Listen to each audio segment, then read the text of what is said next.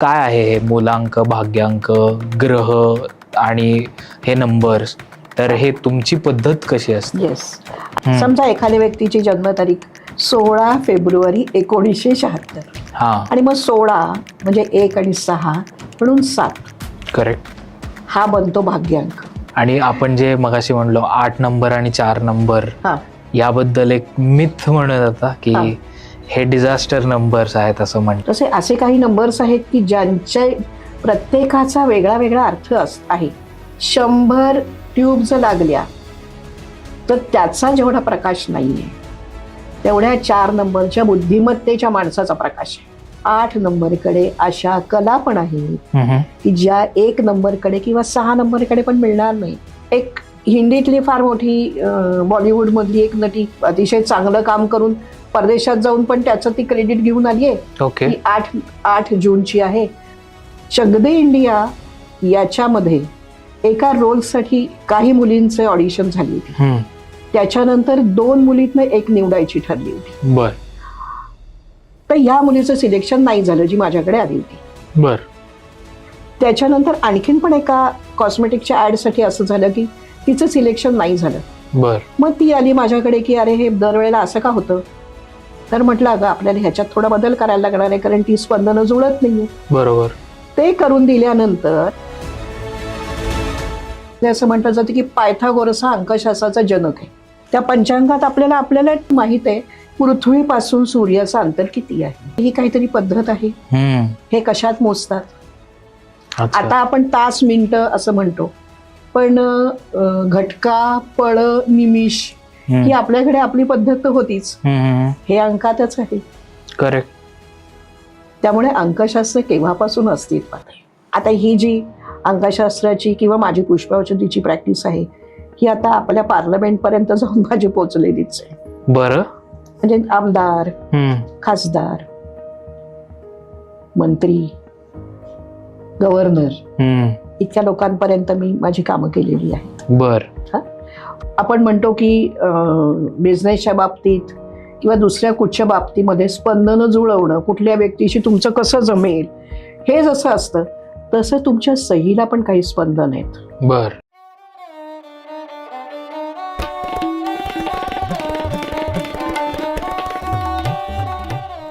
कॉस्मोस्टार media present sweet टॉक्सच्या आजच्या पॉडकास्टमध्ये तुमच्या सगळ्यांचं मनापासून स्वागत. आपण न्यूमरोलॉजी रिलेटेड बरेच पॉडकास्ट केलेले आहेत, पण आजचा जो पॉडकास्ट आहे हा न्यूमरोलॉजी रिलेटेडच असणार आहे, ज्याला आपण अंकशास्त्र म्हणतो. पण आजच्या पॉडकास्टमध्ये आपल्याला जी माहिती मिळणार आहे आय डोंट थिंक की ही आत्तापर्यंत यूट्यूबवर जास्त कोणाला म्हणजे तुम्ही बघितली पण नसेल आणि कोणी सांगितली पण नसेल. सो तुमचा जास्त वेळ घेत नाही. आज आपल्यासोबत आहेत अंजलीताई ठोंबरे. ताई, तुमचं खूप खूप स्वागत आमच्या पॉडकास्टवर, स्वीट टॉक्सवर. आणि जे पहिल्यांदा आज तुम्हाला बघतायत तर त्यांच्यासाठी थोडीशी तुमची ओळख करून द्या. हो, आधी सुरुवात करूया. ओम गुरुर्ब्रह्मा गुरुर्विष्णू गुरुर्देवो महेश्वरा गुरु साक्षात परब्रह्म तस्मै श्री गुरवे नमः. वा. तुम्हा सर्व मंडळींना नमस्कार. मी डॉक्टर अंजली ठोंबरे आणि गेल्या साधारण 25 वर्षापासूनची अंकज्योतिषशास्त्र म्हणजेच न्यूमरोलॉजी आणि पुष्प औषधी फ्लॉवर थेरपी याची अभ्यासक आणि त्याची सल्लागार म्हणून पण मी आता काम करते आहे. बरेच वर्ष झाली. वा वा. आणि थोडंसं ॲड ऑन मला सांगावं असं वाटेल ताईंविषयी की बरेच जे पुण्यातले लोक आहेत ते बऱ्याचदा एक कोथरूडमध्ये मंदिर आहे पूजा पार्क म्हणून, गणपतीचं मंदिर, आणि पाषाण सूसच्या बाजूला पाषाण सूस रोडला स्वामींचा एक मठ आहे ज्याला पद्मालय नाव आहे. बरोबर, पद्मालय आहे. सो ते जे मंदिर आहेत दोन्ही सुद्धा ते ताईंच्या काय म्हणतात आता ताईंचे आहेत असं म्हणायला, म्हणजे स्वामींचे आहेत बट माझी नाही, पण आमचा घरचा व्यवसाय बांधकामाचा असल्यामुळे एक कोथरूडला साईट आहे मोठी आणि एक पाषाणला मेन सूस रोडला आहे. तर कोथरूडला जे मंदिर आहे ते गणेश परिवाराचं मंदिर आहे. आता त्याला सुद्धा 25 वर्ष झाली. आणि दुसरं पाषाणला जे मंदिर आहे ते स्वामी समर्थांचं मंदिर आहे आणि त्यालाही आता 20 वर्ष झाली. तर अशी आहेत ते, म्हणजे आपण आता ह्या परंपरेतले आहोत तर तसा तो एक म्हणजे आहे, एक विश्वास असतो आपल्याला. करेक्ट. आणि विशेषतः असं आहे की इथे आपण कमीत कमी वर्षात 24 यज्ञ होतात. वा. आणि आता पुढे आपल्याला न्यूमरोलॉजीच्या ह्याच्यात जे यंत्रांचा विषय येईल, तर यंत्रांवरती काही संस्कार करावे लागतात आपल्याला. बर. तर ते संस्कार ह्या जिथे जिथे जेव्हा जेव्हा यज्ञ सुरू असतो त्या वेळेला ते संस्कार त्याच्यावरती होतात. कारण हे शास्त्र जे सगळं स्पंदनांवरती किंवा व्हायब्रेशन्सवरती आधारित आहे, तर त्या यंत्रांना पण ती व्हायब्रेशन्स मिळत असतात. आणि ती आपल्याकडे म्हणजे जप केलेली, असे संस्कार केलेली यंत्र असतात. बर. मग तुमच्या अनुमतीने आजच्या पॉडकास्टला आपण सुरुवात करूया. नक्कीच. आणि मला फक्त प्रेक्षकांनाही सांगा असं वाटेल की जर अजून सुद्धा तुम्ही चॅनलला लाईक, शेअर, सबस्क्राईब केलं नसेल तर सबस्क्राईब करा. कारण की ज्यांना अंकशास्त्राविषयी माहिती हवी असेल तर जेव्हा ते सर्च करतील तेव्हा आपला पॉडकास्ट जो आहे तो सर्वात आधी त्यांना बघता येईल. सो ताई, आजच्या पॉडकास्टला सुरू करूयात. आणि मला पहिल्यांदाच तुम्हाला हे विचारावं असं वाटेल की कशी ह्या जर्नीची तुमची सुरुवात झाली, तुमचे गुरु कोण होते? कारण अंकशास्त्राविषयी तेवढी आता कुठेतरी एक काय म्हणतात माहिती मिळायला लागली लोकांना, पण तुमची सुरुवात कशी होती? मी मला ना अशी एक माझी आवड की आपण सतत काहीतरी शिकत राहावं. म्हणजे काहीतरी आपल्याला जे माहीत नाहीये ते आपण माहीत करून घ्यावं. त्याच्यात शिकून काही अजूनही आपली प्रगती करता आली तर करावी. आणि याचंही उत्तर मला माझ्या जन्मतारखेत नंतर मिळालं. बर. पण त्यामुळे काहीतरी शिकत राहायचं. तर एक ह्याच्याबद्दलही कुतूहल होतं मला की ज्योतिषशास्त्र काय आहे नक्की, की लोक हे जे बघतात, आपण कुठे कुणाच्या बोलण्यातनं कधी उल्लेख येतो, तर असं वाटायचं की अरे हे काय आहे, ह्याच्यातलं आपण एखादं काहीतरी शिकून बघावं का काय. म्हणून मी 1985 साली पहिल्यांदा मी पत्रिका शिकायला गेले. आणि ते पण राजज्योतिषी पंडित काकासाहेब अवचट यांच्याकडे. अच्छा. तर त्यांच्याकडे मी पहिल्यांदा पत्रिका शिकले. ते झाल्यानंतर आमचं एक 3 दिवसाचं ज्योतिष अधिवेशन होतं टिळक स्मारक मंदिरामध्ये. आणि त्याच्यात मला पहिली पदवी मिळाली ज्योतिष विशारद. आणि एकूण मला तो विषय आवडला. काहीतरी आपल्याला नवीन आपल्या मेंदूला एक खाद्य मिळतंय अशा ह्यानी. पण सरांनी सांगितलं होतं की 12 वर्ष तोंड बंद ठेवायचं. म्हणजे याचा अर्थ तुम्ही 12 वर्ष अभ्यास करा, मग काय ते बोला तुम्ही. पण ते जे अधिवेशन होतं त्या अधिवेशनात बरीच भाषणं झाली लोकांची. खूप चांगले अगदी उच्चीची मंडळी पण त्याच्यामध्ये बोलली. पण त्याच्यात मलाच सगळ्यात भावलेली व्यक्तिमत्व होतं ते म्हणजे जे पुढे जाऊन माझे मेंटॉर झाले. Doctor M Katakkar. की ज्यांचा अंकशास्त्रातला आणि पामिस्ट्रीतला प्रचंड अभ्यास. आणि त्यांचं ते जे अभ्यासपूर्ण आणि अतिशय सुंदर सगळ्यांच्यापर्यंत पोचण्याचं त्यांच्याकडे जे कसब होतं ते भाषण मी त्यांचं ऐकलं. आणखीन मी तेव्हाच ठरवलं की मला या सरांच्याकडे शिकायचं आहे. पण मध्ये बऱ्यापैकी गॅप गेली. त्याच्यानंतर मी ज्या वेळेला सरांच्याकडे शिकायला गेले, म्हणजे बरेच वर्ष हे वाचन होत होतं. उलट बरं झालं की मी कुंडली आधी केल्यामुळे काय आहे, प्रत्येक अंकाला एक ग्रह आहे किंवा प्रत्येक अंकावरती एका ग्रहाचा अंमल आहे. तर तुम्हाला हे जर ग्रहांचे स्वभाव, त्याच्यातला सकारात्मक भाग, काही नकारात्मक भाग जर तुम्हाला माहीत असेल तर तुम्ही अंकशास्त्र शिकायला गेलात तर तुम्हाला उलट लवकर आपल्या लक्षात येऊ शकतं की हा विषय काय आहे. तर त्यामुळे हे जेव्हा मध्ये काही वर्षाची गॅप झाली की घरच्या पण काही आपल्या जबाबदाऱ्या असतात, आपल्याला ती संधी तेव्हा नाही मिळाली. पण नंतर मी जेव्हा सरांच्याकडे शिकायला गेले त्यावेळेला एक कुठेतरी असं मला लक्षात यायला लागलं होतं तेव्हा सुद्धा की या अंकाशी आपलं खूप छान कनेक्ट आहे. म्हणजे शाळेत असताना गणितात हायेस्ट येणं किंवा अकाउंटन्सीमध्ये सुद्धा, मी कॉमर्सची स्टुडंट असल्यामुळे अकाउंटन्सीमध्ये चांगले मार्क मिळवणं, तर तर त्या अंकांशी काहीतरी माझं नक्की नातं आहे हे माझ्या वा. लक्षात यायला लागलं होतं. हम्म. आणि मग आता अंकशास्त्र आपल्याला शिकायला मिळत आहे तर झोकून देऊन आपण ते शिकायचं अच्छा. अशा आहे नी. आणि अक्षरशः डॉक्टर एम खटककरांनी म्हणजे ज्या वेळेला मी त्यांच्याकडे शिकायला गेले ना त्यावेळेसच मला वाटतं सरांचं समथिंग 70च्या आसपासचं वय असेल. म्हणजे त्यांनी 20व्या वर्षी सुरुवात केली होती प्रॅक्टिस करायला. बर. तर 50 वर्षाचा अनुभव अंकशास्त्राचा पण त्यांच्या गाठी होता आणि पामिस्ट्रीचा पण त्यांच्या गाठी होता. हम्म. आणि ह्या दोन मधले त्यांना तज्ज्ञ म्हणूनच समजतात फक्त भारतात नाही जगभर. वा. तर अशा गुरूंच्याकडून आपल्याला शिकायला मिळणं. पण ह्याच्यात आणखीन पण एक गोष्ट आहे बरं का की तुमच्या पत्रिकेत जो गुरु चांगल्या ठिकाणी असेल ना हा. तर तुम्ही ज्यांच्याकडून शिकायला जाता ते गुरुसुद्धा तुम्हाला असे उंचीचे भेटतात की वा. ज्यांच्याकडून आपल्याला शिकायला मिळतं. हम्म. त्यामुळे सरांच्याकडे एकदा शिकायला गेल्यानंतर बरं सरांनी नुसतंच मला अंकशास्त्र नाही शिकवलं. हम्म. सरांनी त्याच्या आजूबाजूनी बऱ्याच गोष्टी फक्त मलाच असं नाही हम्म. तर आम्हाला सर्व विद्यार्थ्यांना त्यांनी आम्हाला ध्यानही करायला शिकवलं. अरे वा. म्हणजे आमचं ते ध्यान मुद्दामून करून घ्यायचे. हम्म.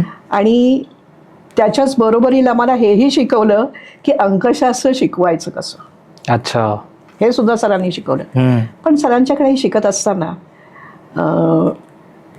त्यांनी शिकवायचं आणि आपण ते ग्रहण करायचं हे इतकं प्रोसेस छान होतं. आणि रोज मी 2 तास त्याच्यावरती अभ्यास करत असे. आणि जेव्हा मी बघितलं की अरे ह्याच्यातनं इतर ज्योतिषाच्या कुठच्याही शाखेत नसलेला एक वेगळा भाग आहे. वा. तो कुठचा तो तुमच्या सहित करून दिलेला बदल. हम्म. अर्थात याच्यासाठी त्या विषयाचं तुम्हाला सखोल ज्ञान पाहिजे. करेक्ट. त्या व्यक्तीच्या जन्मतारखेत काय आहे नाही त्याच्याप्रमाणे तुम्हाला काय द्यायचं आहे हे सगळं तुम्हाला माहिती पाहिजे. बरोबर. पण जेव्हा हे कळलं की अरे असा काहीतरी विषय आहे आणि मग एक असं डोक्याला खाद्यच मिळालं की आता काही नाही आता ह्याच्याच पाठीमागे लागून आपण अभ्यास करायचा. हा हा. आणि मला खूप बरं वाटतंय की त्याच्यात मी म्हणजे मला छान वाटलं मी रमले त्याच्यामध्ये. हम्म. आणि मग मी त्याच्यात काम करायला लागले. आता तसं म्हणायला गेलं तर अंकशास्त्र हा खूप प्रॅक्टिकल विषय आहे. हो. तर तशाच त्या बेसिसवर मला तुम्हाला हे विचारा असं वाटेल की आम्ही आत्तापर्यंत जेवढे पॉडकास्ट बघतो किंवा केले त्याच्यामध्ये हे लक्षात येतं आहे की मूलांक असतो आणि भाग्यांक असतो.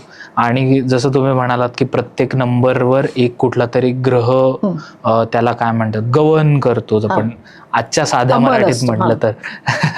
तर हे खरंच असं आहे का किंवा मग तुमची पद्धत काय असते? हा त्याच्या आधी थोडं इतिहासाकडे वळू का त्याच्यामध्ये आपल्याला एक सलग विषय चालेल, आपला होऊन जाईल. न्यूमरोलॉजीचा इतिहास. येस वा. न्यूमरोलॉजीचा इतिहास असं आपण बघूया. तर सरांशी नेहमी गप्पा मारत असताना आमचे हे विषय चालायचे बर. की सर ह्याची सुरुवात झाली कुठून. हम्म. मग आम्हाला ते काही हे वाचा ते वाचा हे ऑब्झर्व करा की अरे तुम्ही विचार करा काय अजून असेल. हम्म. मग त्या सगळ्या ह्याच्यात बरं बाकीची काही पुस्तकांचं पण वाचन त्याच्यातनं व्हायचं. अच्छा. तर त्याच्यात तर अशी एक गोष्ट लक्षात यायला लागली होती की सूर्य किंवा रवी उदय आणि रवी अस्त हम्म. हा ठराविक वेळेला होतो. बरोबर. आता तो पंचांग आपल्याकडे अवेलेबल असतात. करेक्ट. त्या पंचांगात आपल्याला डे 1लाच माहित आहे की वर्षभर रवी उदय आणि रवी अस्त केव्हा होणार आहे. करेक्ट. म्हणजे ही काहीतरी पद्धत आहे. हम्म. हे कशात मोजतात. अच्छा. आता आपण तास मिनिटं असं म्हणतो पण घटका पळ निमिष ही आपल्याकडे आपली पद्धत तर होतीच. हे अंकातच आहे. करेक्ट. त्यामुळे अंकशास्त्र केव्हापासून अस्तित्वात आहे. बरोबर. हो की नाही. बरोबर. बरं याच्यात असं आहे की अंकांच्या मध्ये एक गूढत्व आहे. बर. त्याची स्वतःची काहीतरी ताकद आहे. त्याला स्वतः त्या अंकांना काहीतरी सजेस्ट करायचं असतं आपल्याला आणि ते समजून घ्यायची मानवाची पण इच्छा असते. तर जेव्हा मानव अभ्यास करायला लागला आता जसं आपण हे म्हणतो की प्राण्यांच्या मधलं माणसामध्ये असलेलं वैशिष्ट्य काय आहे. तर जे काही एखादं गूढत्व असेल निसर्गात एखादी गोष्ट जी आहे ती जर गोष्ट आपल्याला अजून त्याच्यातलं जास्त समजलं तर त्याच्या आपल्या प्रगतीसाठी आपण त्याचा उपयोग करून घेऊ शकतो. अगदी बरोबर. हा जो मानवाच्या स्वभावातला भाग आहे त्याच्याप्रमाणेही तो अंकांचा विचार करायला लागला असणार आहे. आणि असं आपण म्हणू शकतो की माणसाला किंवा मानवाला एक टाइम सेन्स आला. ओके. तेव्हापासून तर अंकशास्त्रावरती जास्तच बर म्हणजे विचार केला असणार आहे माणसानी. बर. आणि अति प्राचीन ह्या गोष्टी आहेत. जसं आपण म्हणतो की चंद्र सूर्य केव्हापासून आहे, करेक्ट. तेव्हापासून हे असणार आहे. असं नाहीये की फक्त आपल्याकडे भारतातच आहे. भारतात तर आहेच आहे. म्हणजे आपल्या ऋषीमुनींना जे ज्ञान मिळालेलं आहे ते म्हणतो त्यांना ध्यानात मिळाले, आपल्याला परमेश्वराकडून मिळालेलं आहे. किंवा आपल्याकडे जे काही वाङ्मय आहे त्याला आपण म्हणतो अपौरुषीय वाङ्मय आहे, त्याच्यातूनही त्यांना ते ज्ञान मिळालं असणार आहे. पण मग पृथ्वीपासून सूर्याचं अंतर किती आहे, ह्या ज्या सगळ्या गोष्टींचा त्यांनी आधीच अभ्यास केला होता. जे आता आपले आधुनिक ऋषी म्हणजे आपण शास्त्रज्ञांना आपण आधुनिक ऋषी पण म्हणू शकतो. बरोबर. त्यांनीच हे केलं. तर आपल्याकडे काही गोष्टी आधीच मांडलेल्या आहेत. करेक्ट. तर भारतात तर हा विषय आहेच. हा, पण इजिप्त, इटली, आता जे म्हटलं जातं की जनरली लोकांच्या मध्ये असं म्हटलं जातं की पायथागोरस हा अंकशास्त्राचा जनक आहे. अच्छा. हा, म्हणजे इटलीमध्ये क्रोटोना म्हणून एक शहर की जिथे अंकशास्त्राचा चांगल्यापैकी अभ्यास चालायचा. ओके. आणि ते एक अंकशास्त्राचं एक सेंटर म्हटलं जायचं की इथे अंकशास्त्राचा अभ्यास होतोय, म्हणजे इटली. त्याच्यानंतर इजिप्त झालंच. मग ज्युईश लोकांची पद्धत कबाला. बर. कबालाचा अर्थ असा की ज्ञानाची खाण, त्याच्यातला एक भाग म्हणजे अंकशास्त्र. ओके. हा, त्याच्यानंतर ग्रीसमध्ये झालं. बरं, इतरही देशांच्या मध्ये वेगवेगळ्या पद्धतीने हिब्रू पद्धत, ती पण अंकशास्त्रातली त्यांची पद्धत आहे. ओके. त्यामुळे अनेक देशांच्या मध्ये ह्याच्यावरती काहीतरी अभ्यास सुरू असणार, पण कदाचित त्याला अंकशास्त्र हे तेव्हा नाव नसणार. करेक्ट. म्हणजे कुठल्या तरी पद्धतीने याचा अभ्यास होतोय. तर हे इतकं जुनं आहे, हा त्याचा इतिहास. आता पायथागोरसला जरी जनक मानतात तरी त्याचा पिरियड काय होता, तर 570 BC ते 500 BC हा पायथागोरसचा पिरियड मानला जातो. पण त्याच्यानंतर आता आधुनिक अंकशास्त्राला चालना अजून कोणी दिली तर आयरिश भविष्यवेत्ता किंवा अंकशास्त्रावरती अभ्यास करणारी व्यक्ती. ओके. ती म्हणजे किरो. किरो. किरो. ओके. तर किरोच्या पुस्तकामध्ये त्यांनी असं दिले, म्हणजे साधारण 19व्या आणि 20व्या शतकात त्यांचा वावर होता. 1866 ते 1936 हा त्यांचा पिरियड, म्हणजे अलीकडचाच. मग यांनी जी आता म्हणजे आधुनिक अंकशास्त्राला त्यांनी दिलेली जी चालना आपण म्हणतो, त्यामुळे किरोचं नाव आता सगळीकडे खूप जास्त प्रमाणात घेत जातं. किरोनी कुठे शिकलं अंकशास्त्र, तर भारतात शिकलं. बर. त्यांच्या पुस्तकात असा उल्लेख आहे की मी इथे भारतात येऊन, म्हणजे वय कमीच होतं, पण ती एक शिकण्याची इच्छा, किंवा कदाचित आपण असं म्हणतो की फक्त ह्या जन्माचं नसावं, आधीच्या जन्मातलं काही असू शकेल. बरोबर. कारण जर एखादी व्यक्ती एवढा अभ्यास करतीये काहीतरी घेऊन पण आली असेल ना आपली पोतडी. करेक्ट. तर तसा त्यांनी इथे भारतात येऊन अभ्यास केला. आणि त्यांनी सांगितलं की म्हणजे इथे जे ज्योतिषी किंवा जे या विषयावरचे तज्ज्ञ, त्यांच्या अक्षरशः पोटात शिरून त्यांनी हे ज्ञान आत्मसात केलं. आणि मग त्यांनी परत गेल्यानंतर अंकशास्त्राच्या दृष्टीने खूप मोठ्या गोष्टी पुढे आणल्या. हा, तर पायथागोरियन पद्धत आणि किरोनी जी वापरली ती शॅल्डियन पद्धत, अशा दोन पद्धती अंकशास्त्रामध्ये जास्त वापरल्या जातात लेटरला नंबर देण्याच्या दृष्टीने. प्रत्येक लेटरला एक अंक दिलेला आहे. ओके. आणि ते मोजण्याची किंवा कॅल्क्युलेट करण्याची जी पद्धत आहे ती एक आहे पायथागोरियन पद्धत आणि एक आहे किरोनी वापरलेली शॅल्डियन पद्धत. तर आता जास्त करून शॅल्डियन पद्धती वापरली जाते. त्यामुळे किरोच्या बाबतीतला आता जास्त, आणि त्या मानाने आपल्याला किरो मग जरा जवळचे वाटतात. ओके. हा, पण आता इथे एक प्रश्न माझ्या मनात असा येतो की जर का किरोनी म्हणजे दुसरी व्यक्ती एखादी आपल्या भारतात येऊन आपल्या ज्योतिषांच्या पोटात शिरून ते ज्ञान मिळवू शकते, तर मग आपल्या लोकांना का नाही? बरोबर. मग प्रश्न असा आहे की आपले ज्योतिषी किंवा आपले ज्यांच्याकडे ज्ञानाचं भांडार ती लोक पुढच्या पिढीला हे देण्यात ज्ञान. का पुढची पिढी त्यांच्याकडून हे घ्यायला कमी पडली, करेक्ट. काही का असे ना, हा आपला एक विचार म्हणून ठीक आहे. पण सगळ्यांनी मिळून हे अंकशास्त्र आता पुढे न्यायचं. वा, असं आहे. म्हणजे इथे आपण हा विचार नाही करणार की अरे हे भारतातलं आहे का, हे दुसऱ्या देशातलं आहे का. सगळं मिळून एक ग्लोबल बघितलं तर ते अंकशास्त्रच आहे, न्यूमरोलॉजी. अगदी बरोबर. ती आपल्याला पुढे न्यायची आणि त्याचा आपल्या सामान्य लोकांना सुद्धा कसा चांगला उपयोग करून देता येईल हे बघणं आता महत्वाचं आहे. माझ्यासारख्या व्यक्तीचं काम ठरतं की आपण याच्यात अभ्यास करतोय, बरोबर. याच्यात आपण पुढे जायचा प्रयत्न करतोय. आपल्याला जर अनुभव मिळतो तर त्या अनुभवाच्या शिदोरीतनं पुढे काय आपण देऊ शकतोय हे पण बघणं खूप महत्वाची गोष्ट आहे. Correct, correct. आणि किरोनी तर असं सांगितलं होतं, म्हणजे पुस्तक त्यांचं कम्प्लीट वाचून झाल्यानंतर एक छोटासा पॅरेग्राफ त्यांनी असं दिलेला आहे की अरे तुम्ही लोकांनी पण ह्याच्यामध्ये झोकून देऊन जर का काम केलं तर खरोखर तुम्हाला या अंकांच्या गूढत्वापासून तुम्हाला त्याच्यातलं काय ते नक्की सार जे आहे, एक्स्ट्रॅक्ट आहे, ते तुम्हाला प्रत्येकाला असं थोडं थोडं समजायला लागेल. वा वा, एवढं तुम्ही सुंदर सांगितलात इतिहास. मला नाही वाटत की आतापर्यंत बऱ्याच जे आपले प्रेक्षकही असतील त्यांना माहिती असेल हा इतिहास. मी पण आज पहिल्यांदाच हे सगळं ऐकतोय, कारण की आपण बघतो त्यावेळी डिरेक्टली नंबर्स पासून चालू करतो आणि मग ते जसं मी मगाशी म्हणलं मूलांक, भाग्यांक, मग ग्रह, मग ते आता आपण पुढे बोलूयातच, लकी नंबर्स आणि बाकी सगळ्या गोष्टी.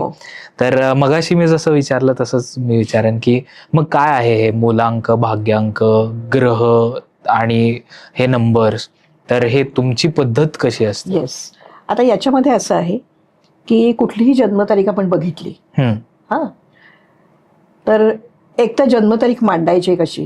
समजा एखाद्या व्यक्तीची जन्मतारीख धरून चालू आपण की काय 16 फेब्रुवारी 76. अच्छा. अशी जन्मतारीख नाही सांगायची. 16 फेब्रुवारी 1976 ही आपली मांडायची पद्धत आहे. बरोबर. आणि मग 16 म्हणजे 1 आणि 6 म्हणून 7. करेक्ट. हा बनतो भाग्यांक. बर बर. हा भाग्यांक असा असतो की त्याचा उपयोग आपण अंकशास्त्रात खूप ठिकाणी करून घेणार असतो. ओके. म्हणजे हे जसं आपण म्हणतो की स्पंदनांवरती आधारित शास्त्र आहे. ज्या व्यक्तीशी आपली स्पंदनं जुळली त्या व्यक्तीबरोबर आपल्याला असं वाटतं की अरे यांच्याबरोबर माझं छान, म्हणजे मी छान जेल होईल. करेक्ट. मला या व्यक्तीबरोबर काम करायला आवडेल. करेक्ट. पण जर एखाद्या व्यक्तीबरोबर आपली स्पंदनं नाही जुळली तर आपल्याला असं वाटतं की अरे यांच्याबरोबर कसं काय आपण काम करू शकतो. बरोबर. हे फक्त सजीवांच्यासाठी आहे असं नाही, स्पंदनं प्रत्येकालाच आहेत, निर्जीव वस्तूला पण आहेत. बर. म्हणजे एका ठिकाणी आपण कुठे बाहेर गेलो आणि एखादी जर का खुर्चीवरती बसलो आणि आपल्याला वाटतं की मला इथे छान कम्फर्टेबल वाटतंय, म्हणजेच काय आपली त्या खुर्चीची स्पंदनं जुळली आहेत. वा. जसं व्यक्तींच्या बाबतीत आहे तसा ठिकाणाबद्दल पण ते आहे. आणि हे ना नुसतंच त्या खुर्चीबद्दल किंवा त्या ठिकाणाबद्दल आहे असं नाही. याचं स्पंदन जुळणं हे तुमचं गाव, तुमचा प्रांत, तुमचा देश इथपर्यंत पण जाऊ शकतं. ओके. कारण पुढे मी जी कामं केली आहेत काय त्याच्यामध्ये आम्ही ह्या सगळ्याचा विचार केलेला आहे. तर जसं आता हे स्पंदन जुळणं प्लस स्पंदन न जुळणं हा भाग आला, तर 7 जो आपण बघितलाय त्याचा उपयोग आपण मुख्यतः बघणार असतो की स्पंदन जुळण्यासाठी आपण हा कसा वापरणार. आणि सगळ्याची बेरीज करून जो एक अंक येतो कुठचा तरी आपल्याला तो करायचा आहे एकेरी, म्हणजे सिंगल डिजिट. तो जो येतो तो प्रारब्ध अंक आहे. अच्छा, प्रारब्ध. म्हणजे लोकांची बरेच मुलं अंक आणि हे वापरायची पद्धत आहे. पण मी जे शिकलेले आहे ते भाग्यांक आणि प्रारब्ध अंक ह्याच्यातनं शिकले. बर. तर माझ्या बोलण्यात हेच 2 शब्द येतात की भाग्यांक आणि प्रारब्ध अंक. बर. भाग्यांक असं म्हटलं जातं की तुम्ही सगळ्या ठिकाणी मेन ह्याचा विचार करता, किंवा भाग्यांकाप्रमाणे त्या त्या व्यक्तीचा स्वभाव, त्या व्यक्तीच्या आवडीनिवडी किंवा कुठच्याही परिस्थितीमध्ये ती व्यक्ती रिॲक्ट कशी करेल हे सुद्धा आपण याच्यावरून सांगू शकतो. हा भाग्यांक. आणि बर. सगळी बेरीज झाल्यानंतर येतो तो प्रारब्ध अंक. बर. परंतु त्या जन्मतारखेतला प्रत्येक जो अंक आहे तोही तेवढाच महत्वाचा आहे. अच्छा. म्हणजे भाग्यांकाला मी 100 मार्क दिले, हम्म. प्रारब्धाला सुद्धा मला 100 द्यायचेच आहेत, पण मी एवढूसा कमी केला हम्म. तरी बाकी सगळ्यांना 99 आहेतच. अच्छा. इतकं महत्व आपल्याला त्या प्रत्येक अंकाला द्यायचंय. बर. पण हेही महत्व आपल्याला द्यायचंय की ह्याच्यातला प्रत्येक अंक किती वेळा आलाय. 16/2/1976 हे जर आपण बघितलं तर 1 हा 2दा आलाय, हा. 6 हा 2दा आलाय. करेक्ट. अशा प्रकारे आपण बघतो. पण काही अंक नाही आहेत त्याच्यात, मग असलेल्यांची स्पंदनं तुम्हाला मिळाली आहेत ओके. आणि नसलेल्यांची कदाचित तुमच्याकडे ती स्पंदनं नाही आहेत. पण नुसतीच जन्मतारीख आपण बघतो असं नाही, आपण नाव पण बघतो. नावाचाही अभ्यास तेवढाच व्हायला हवा. बरोबर. तर या सगळ्याचा अभ्यास करून आपण पुढे जातो. ओके. तसंच आता भाग्यांक आणि प्रारब्ध अंक आपला झाला. हा विषय लक्षात आला असेल आता लोकांच्या. हो. तर आता ह्याच्यात येतं की 1 ते 9 हे अंक आहेत. आता ह्या प्रत्येक अंकावरती कुठल्या कुठल्या ग्रहाचा अंमल आहे. तर 1 वरती रवी, सूर्य, 2 वरती चंद्र, 3 वरती गुरु, 4 वरती राहू. पण हे आपल्याकडे भारतात आपण राहू म्हणतो. अच्छा. पण बाकी जर जगात आपण बघितले तर हर्षल म्हणतात. ओके. ओके. 5 वरती बुधाचा आहे, 6 वरती शुक्राचा आहे, 7 वरती केतू किंवा ग्लोबल न्यूमरोलॉजी जसा अभ्यास आपण करायला लागलो तर त्याच्यावरती नेपच्यूनचा अंमल आहे. ओके. 8 शनी आणि 9 मंगळ. मंगळ. असे हे सगळे ग्रह आहेत. बर. पण ह्याचे थोडे थोडे एक 2 जर आपण स्वभाव वैशिष्ट्य जर म्हटली तर नंबर 1 ची म्हणजे सूर्य आहे. ठराविक वेळेला उगवणार, ठराविक वेळेला मावळणार, सुट्टी घेणार नाही. अच्छा. म्हणजे ही व्यक्ती 1 नंबरची व्यक्ती. आता एकाचे मी तुम्हाला सांगते की तारखा काय असू शकतात. हो. बाकी त्याच्या पुढच्या समजूच शकतील लोकांना. करेक्ट. ज्याची बेरीज 1 येते. आपण म्हटलं तसं की आपण एकेरी अंक तो करणार आहोत. 1, 10, 19, 28. बर. 1, 10, 19 मध्ये 1 आहे, 28 मध्ये नाहीये, तरी पण त्याची बेरीज 1 येते. बरोबर. तर ते भाग्यांक 1 चीच ही मंडळी आहेत. ओके. रेग्युलर काम करणारी, त्यांच्या ज्या जबाबदाऱ्या असतील त्यांना कुठेही स्किप न करणारी, लोकांच्यासाठी जेव्हा गरज पडेल ते उभी राहणारी. अच्छा. हे गुणधर्म जसे आहेत तसे ह्या लोकांना जरासा त्रास देतो म्हणजे त्यांचा इगो. ओके. तो इगो जर त्यांनी व्यवस्थित हँडल केला तर हे असं 1 ची एक वैशिष्ट्य आहेत. आता 2 ची जर आपण बघितली तर खूप छान कल्पनाशक्ती, विचार करण्याची कपॅसिटी, लिखाणाची कपॅसिटी, किंवा एखादं काम जर त्यांच्याकडे कोणी सोपवलं तर ते सांगितलेलं बरहुकूम करण्याची त्यांची सवय.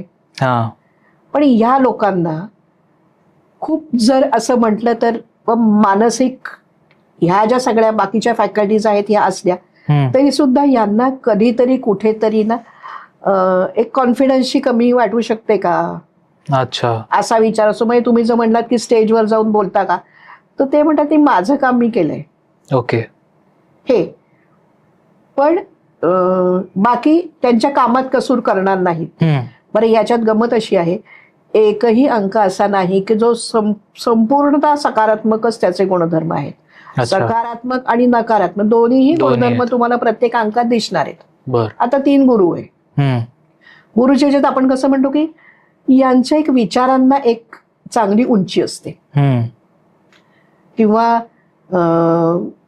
त्यांना जे शोभणार नाही तसं ते वागणार नाहीत. ओके. एक नशिबाची कुठेतरी त्यांना मिळालेली साथच आहे. हा.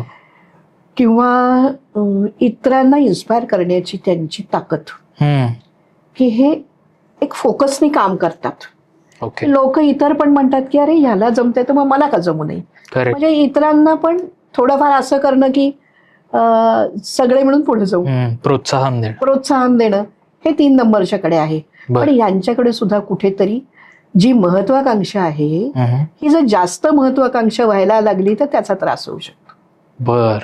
त्यामुळे याच्या बाबतीत सुद्धा थोडी सांभाळण्याची गरज आहे.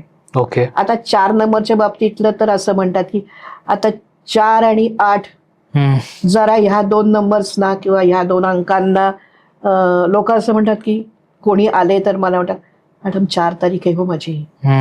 अहो असू दे ना, याच्यात सकारात्मक गोष्टी आहेतच की. आपण कशावरती जास्त फोकस करायचं ते आपण ठरवू ना.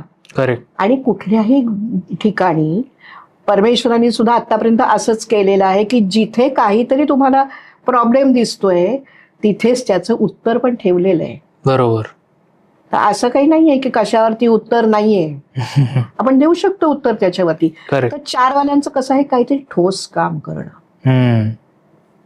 म्हणजे आपण म्हणतो की एखादी जर का बिल्डिंग उभी केली तर त्याच्या कॉर्नरस्टोनचं जे काम आहे ना ते समाजात 4 नंबर करतो. ओके. म्हणजे ही तर त्याची ताकदच आहे. आणि ही मंडळी तुम्हाला समाजात हवीत. बरोबर. बरं, प्रवाहाच्या विरुद्ध जाऊन पोहण्याची कपॅसिटी त्यांची आहे. काहीतरी वेगळं करून दाखवण्याची ताकद आहे त्यांच्याकडे. पहिल्यांदा वेगळं करण्याचा विचार पण आहे. वा. आणि जर तुम्हाला अडचण येते तर ती अडचण पार करून पुढे कसं जायचं हे सुद्धा शिक्षण त्यांच्याकडे आहे आणि हे ते वारंवार वापरतायत. वा. मग हे शिकण्यासारखं आहेच ना आपल्याला. अगदीच. फक्त कसं आहे की काही ठिकाणी ह्यांचा जास्त चिकित्सक स्वभाव पडतो. अच्छा. त्या गोष्टी त्यांनी सांभाळायच्यात. बर. आणि अडचणी येतात त्याच्यावरती मार्ग तर आपण काढूच शकतो. करेक्ट. बरं, उपाय आपल्याकडे असतातच त्याच्यात आपण देऊच शकतो. त्याला आता 5 नंबर बुधाचा आहे. बुध म्हणजे बुद्धी म्हणतो आपण, आणि चांगल्या प्रकारे आकलन शक्ती. 4 नंबर खरं तर 5चे पण मोठा भाऊ म्हणता येईल, इतकी 4 नंबरकडे पण तेवढीच बुद्धिमत्ता आहे. ओके. 5 नंबरकडे कशी बुद्धिमत्ता आहे माहितीये का, एखाद्या ठिकाणी गेल्यानंतर ना त्या ठिकाणी नक्की काय चाललंय हे तिथे पाय ठेवता क्षणी ह्या लोकांना समजतं. बर. उत्तम बोलणं ही एक त्यांची ताकद आहे. वा. आणि त्यामुळे कुठेही गेल्यानंतर जर का अशी व्यक्ती बोलायला समोर असेल आपल्याला समजतंच. बरं, फार सिरियस बोलत नाहीत ते. त्यांचं बोलणं असं छोट्या छोट्या अशा ह्याच्यामध्ये समोरच्याला समजून घेऊन काम करण्याची पद्धत अशी आहे. आणि ह्यांना आवडणार आहे तो बदल. बर. आणि स्वातंत्र्य, फ्रीडम. आता हे मी तुम्हाला काय सांगते, पुढे एखादा अंक जर का जास्त व्हायला लागला तर काय होईल ते पण मी तुम्हाला ह्याच्यात घेते. राईट. तर फक्त यांच्यामध्ये काय आहे की आरंभशूरता हा त्यांचा दोष आहे. की एखाद्या गोष्टीची सुरुवात करतात पण ते 95% झाल्यानंतर 5% आहे ते ढेपाळतील. अच्छा. आणि मग म्हटलं की अरे जरा बघूया नंतर. पण कुठलंही काम करायला घेतलं की असे झपाटल्यासारखे काम करतात. मग माझं म्हणणं असं, हे झपाटले पण आहे ना तेव्हाच ते पुरं करून टाकावं. बर. जन्मतारखेचं आपण ज्या वेळेला विश्लेषण करतो सांगतो त्या व्यक्तीला, तेव्हा हे सगळं आपल्याला लक्षात यायला लागतं की अरे ह्या सगळ्या गोष्टी आपल्याला त्या व्यक्तीत दिसत आहेत. आता 6 नंबर बघितला तर आपण शुक्राचा जो आहे त्याच्यात त्यांच्याकडे एक आपण म्हणतो की व्यक्तिमत्व, एक छान व्यक्तिमत्व त्यांना मिळालेलं असतं. बर. त्यांना सगळ्या छान छान गोष्टी आवडत असतात आणि एक सौंदर्याची दृष्टी असते त्यांच्याकडे. ओके. म्हणजे एखाद्या ठिकाणी एखादा छोटासा त्यांनी बदल केला तर ती गोष्ट, तिथलं ते सगळा भाग किंवा ती खोली एकदम आपण म्हणतो की अरे हे फारच छान दिसायला लागलंय. हे जे आहे त्यांच्याकडे असलेली नजर आणि त्यांच्या आवडी. फक्त ह्याच्यामध्ये काय आहे बरं, अतिशय उत्तम स्मरणशक्ती. अच्छा. ही 6 भाग्यांकवाल्यांच्याकडे उत्तम असते. ओके. जर बघितलं आपण की ह्याच्यातलं बुवा एखादा नकारात्मक भाग काय, तर शक्यतो ह्यांना कुणाचा तरी जर का आधार मिळाला तर हे जास्त त्यांना छान वाटतं. ओके. ओके. किंवा आता जर का अजून ग्रहांच्या बाबतीतलं बोलायचं तर 5 अंक म्हणजे बुध सतत जागा असतो. अच्छा. शुक्र रात्रीचा झोपलेला असतो. यांना जरा आराम करायला आवडतो. ओके. म्हणजे जिथे तुम्हाला असं वाटतं, जेव्हा आपल्याला असं वाटतं ना की 6ची व्यक्ती आहे आणि म्हणतात आता जेवण झालंय आता आज जरा लगेच नाही ऑफिसला जात नाही, तेव्हा त्यांना नाही सांगायचं की नाही तुम्ही उठा कामाला लागा. कपॅसिटी त्यांच्याकडे पण चांगली. आता एवढ्या सगळ्या गोष्टी, इतकी छान सौंदर्यदृष्टी बाकी आहेत, ते कुठे गेले तर ते समोरच्याला असा प्रश्न विचारतील की त्या माणसाला असं वाटेल की अरे ह्यांना आपण नाही कसं म्हणावं. असं करेक्ट व्यक्तिमत्व असतं ह्या लोकांचं. करेक्ट. आता 7 कडे जर आपण वळलो, की जो आपण केतूचा किंवा नेपच्यूनचा नंबर म्हणतोय, तर 7 वाल्यांच्या कडे काय आहे की एक असं आपल्याला वेगळे पण त्यांच्यामध्ये दिसतं की ह्यांना एकटं राहायला आवडतं. त्याच्यात त्यांची प्रगती पण होत असते, कारण तेवढे विचार करण्याची त्यांच्याकडे जी कपॅसिटी आहे. वाचन, चिंतन, मनन, बर तो 7 नंबर. बर आणि परदेशात जाण्याची त्यांना कुठून तरी आतून एक इच्छा असते. हे 7 नंबरचं वैशिष्ट्य आहे. बर. पण ना ह्या लोकांना सगळ्यांच्या मध्ये मिक्सअप व्हायला जरा कमी हवं असतं. त्यामुळे ते जर का समाजाभिमुख झाले तर त्यांनी केलेलं कार्य लोकांच्या पर्यंत चांगलं पोहोचू शकेल. ओके. आता 8 नंबरच्या बाबतीत असं आपण बघतो की खूप कष्ट करतात ही मंडळी. ओके. कष्टाला कधीच 8 नंबर मागे नाहीये. वा. आणि त्यांना माहिती आहे की सक्सेस म्हणजे एखादं यश तुम्हाला मिळवायचं आहे तर त्याला दुसरा मार्ग नाही की तुम्ही कष्ट केले पाहिजेत. हे या लोकांना माहिती आहे. त्यामुळे ते कधीच त्याच्यामध्ये कसूर करत नाहीत. पण या लोकांच्या कामांना कदाचित थोडा वेळ लागतो जास्त. दिले होते. इतरांच्या पेक्षा जे होतं त्याच्यापेक्षा यांच्या बाबतीत थोडंसं त्यांना उशीर लागू शकतो. बर त्याच्यावर उपाय आहेत. बर. काही त्यांनी घाबरण्याचं कारण नाही आपल्याला. यांना आणखीन एक यांना प्रश्न असा पडतो, यांना नाही म्हणायला प्रॉब्लेम असतो. अच्छा. कोणालाही पटकन नाही म्हणायचं ते त्यांना जमत नाही. बर. मग पण हे जे आहे की आता 8ला जे म्हणत जातात असं नेहमी की अरे ज्यांना 8 नंबर आहे का, बापरे 8 नंबरकडे अशा कला पण आहेत की ज्या 1 नंबरकडे किंवा 6 नंबरकडे पण मिळणार नाहीत. ओके. कधीतरी अभ्यास करताना एखादी तारीख अशी समोर यायला लागते सारखी. आता गेल्या 4 महिन्यात माझ्याकडे 4 ते 5 लोक आलेली जी 8 जूनची आहेत. ओके.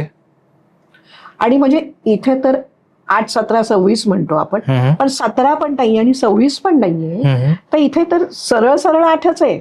ओके. पण एक हिंदीतली फार मोठी बॉलिवूड मधली एक नटी की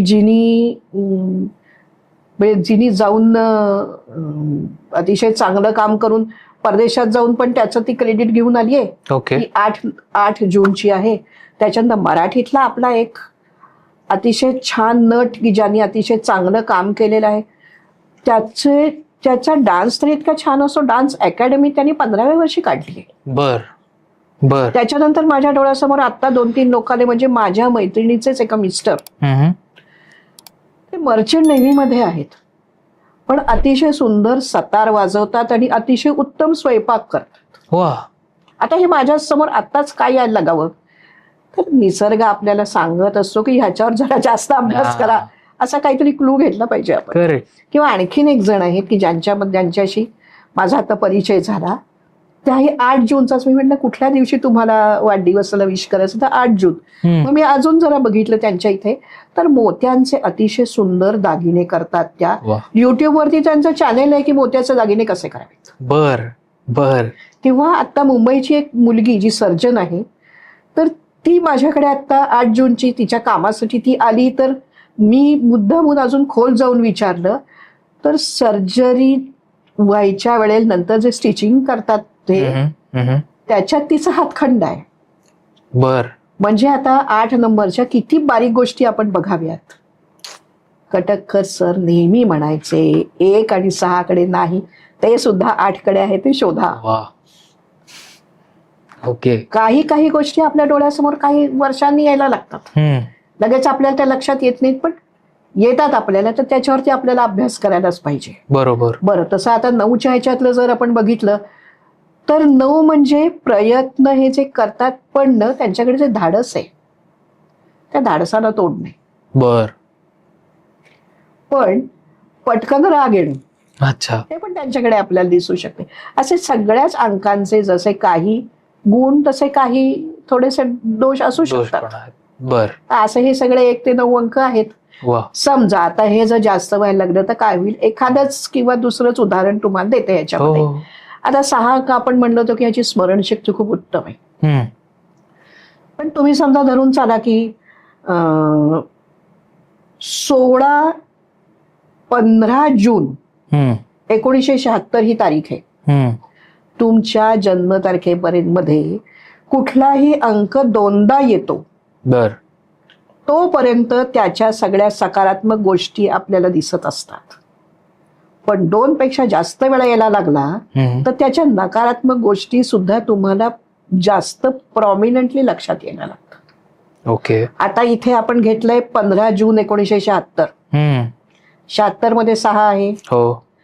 जून मध्ये 6 आहे, 15 म्हणून 6 होतोय. आता तो पूर्ण म्हटला नाही, आपण तो अर्धा समजा धरला तर 2.5 झाला ना. खरं. तर हे जेव्हा व्यक्ती येते आपल्याकडे तेव्हा असं लक्षात यायला लागतं की स्मरणशक्ती जी आहे त्यांची चांगली, पण ज्या वेळेला हा 6 आता 2.5 वेळा आला, बरोबर, किंवा कधीतरी 3 वेळा आला 3 तर वेळा अजून आला. जास्त त्रास होईल. जे विसरून जायला पाहिजे. परमेश्वराने एक देणगी आपल्याला अशी पण दिलेली आहे की काही गोष्टी तुम्ही विसरा, हा. लक्षात कुठच्या तुम्ही गोष्टी ठेवा. तर मी कॉलेजमध्ये असताना आम्ही सगळ्यांनी म्हणून किती मजा केली, पण ते आपण आठवतो आणि आपल्याला आनंद होतो त्या गोष्टीचा.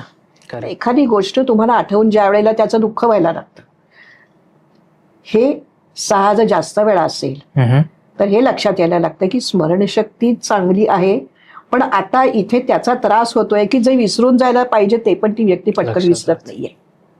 बर. हेही बघण्याची गरज असते. म्हणजे ज्या वेळेला आपण सहीवरती किंवा ह्याच्यावरती काम करतो त्यावेळेला याचाही आपल्याला विचार करायला लागतो की आपण देतोय ते काय देतोय. बरोबर. याच्यात खोलवर अभ्यास झाल्यानंतरच हा जो विषय आहे अंकशास्त्रातला सहीतला बदल करून देणे किंवा थोडासा काहीतरी मॉडिफिकेशन करून देणे हे आलं पाहिजे. ओके.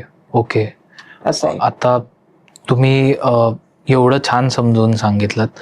युजली असं म्हणलं जातं की 30 वर्षापर्यंत किंवा तुमचं लग्न होईपर्यंत, आता आपण जो म्हणतो तो भाग्यांक, म्हणजे पहिली जी डेट असते ती किंवा डे आपण जे म्हणतो ते, आणि 30 नंतर किंवा लग्न झाल्यानंतर मग तुमचा प्रारब्धांक असं तुम्ही लक्षात ठेवलं पाहिजे.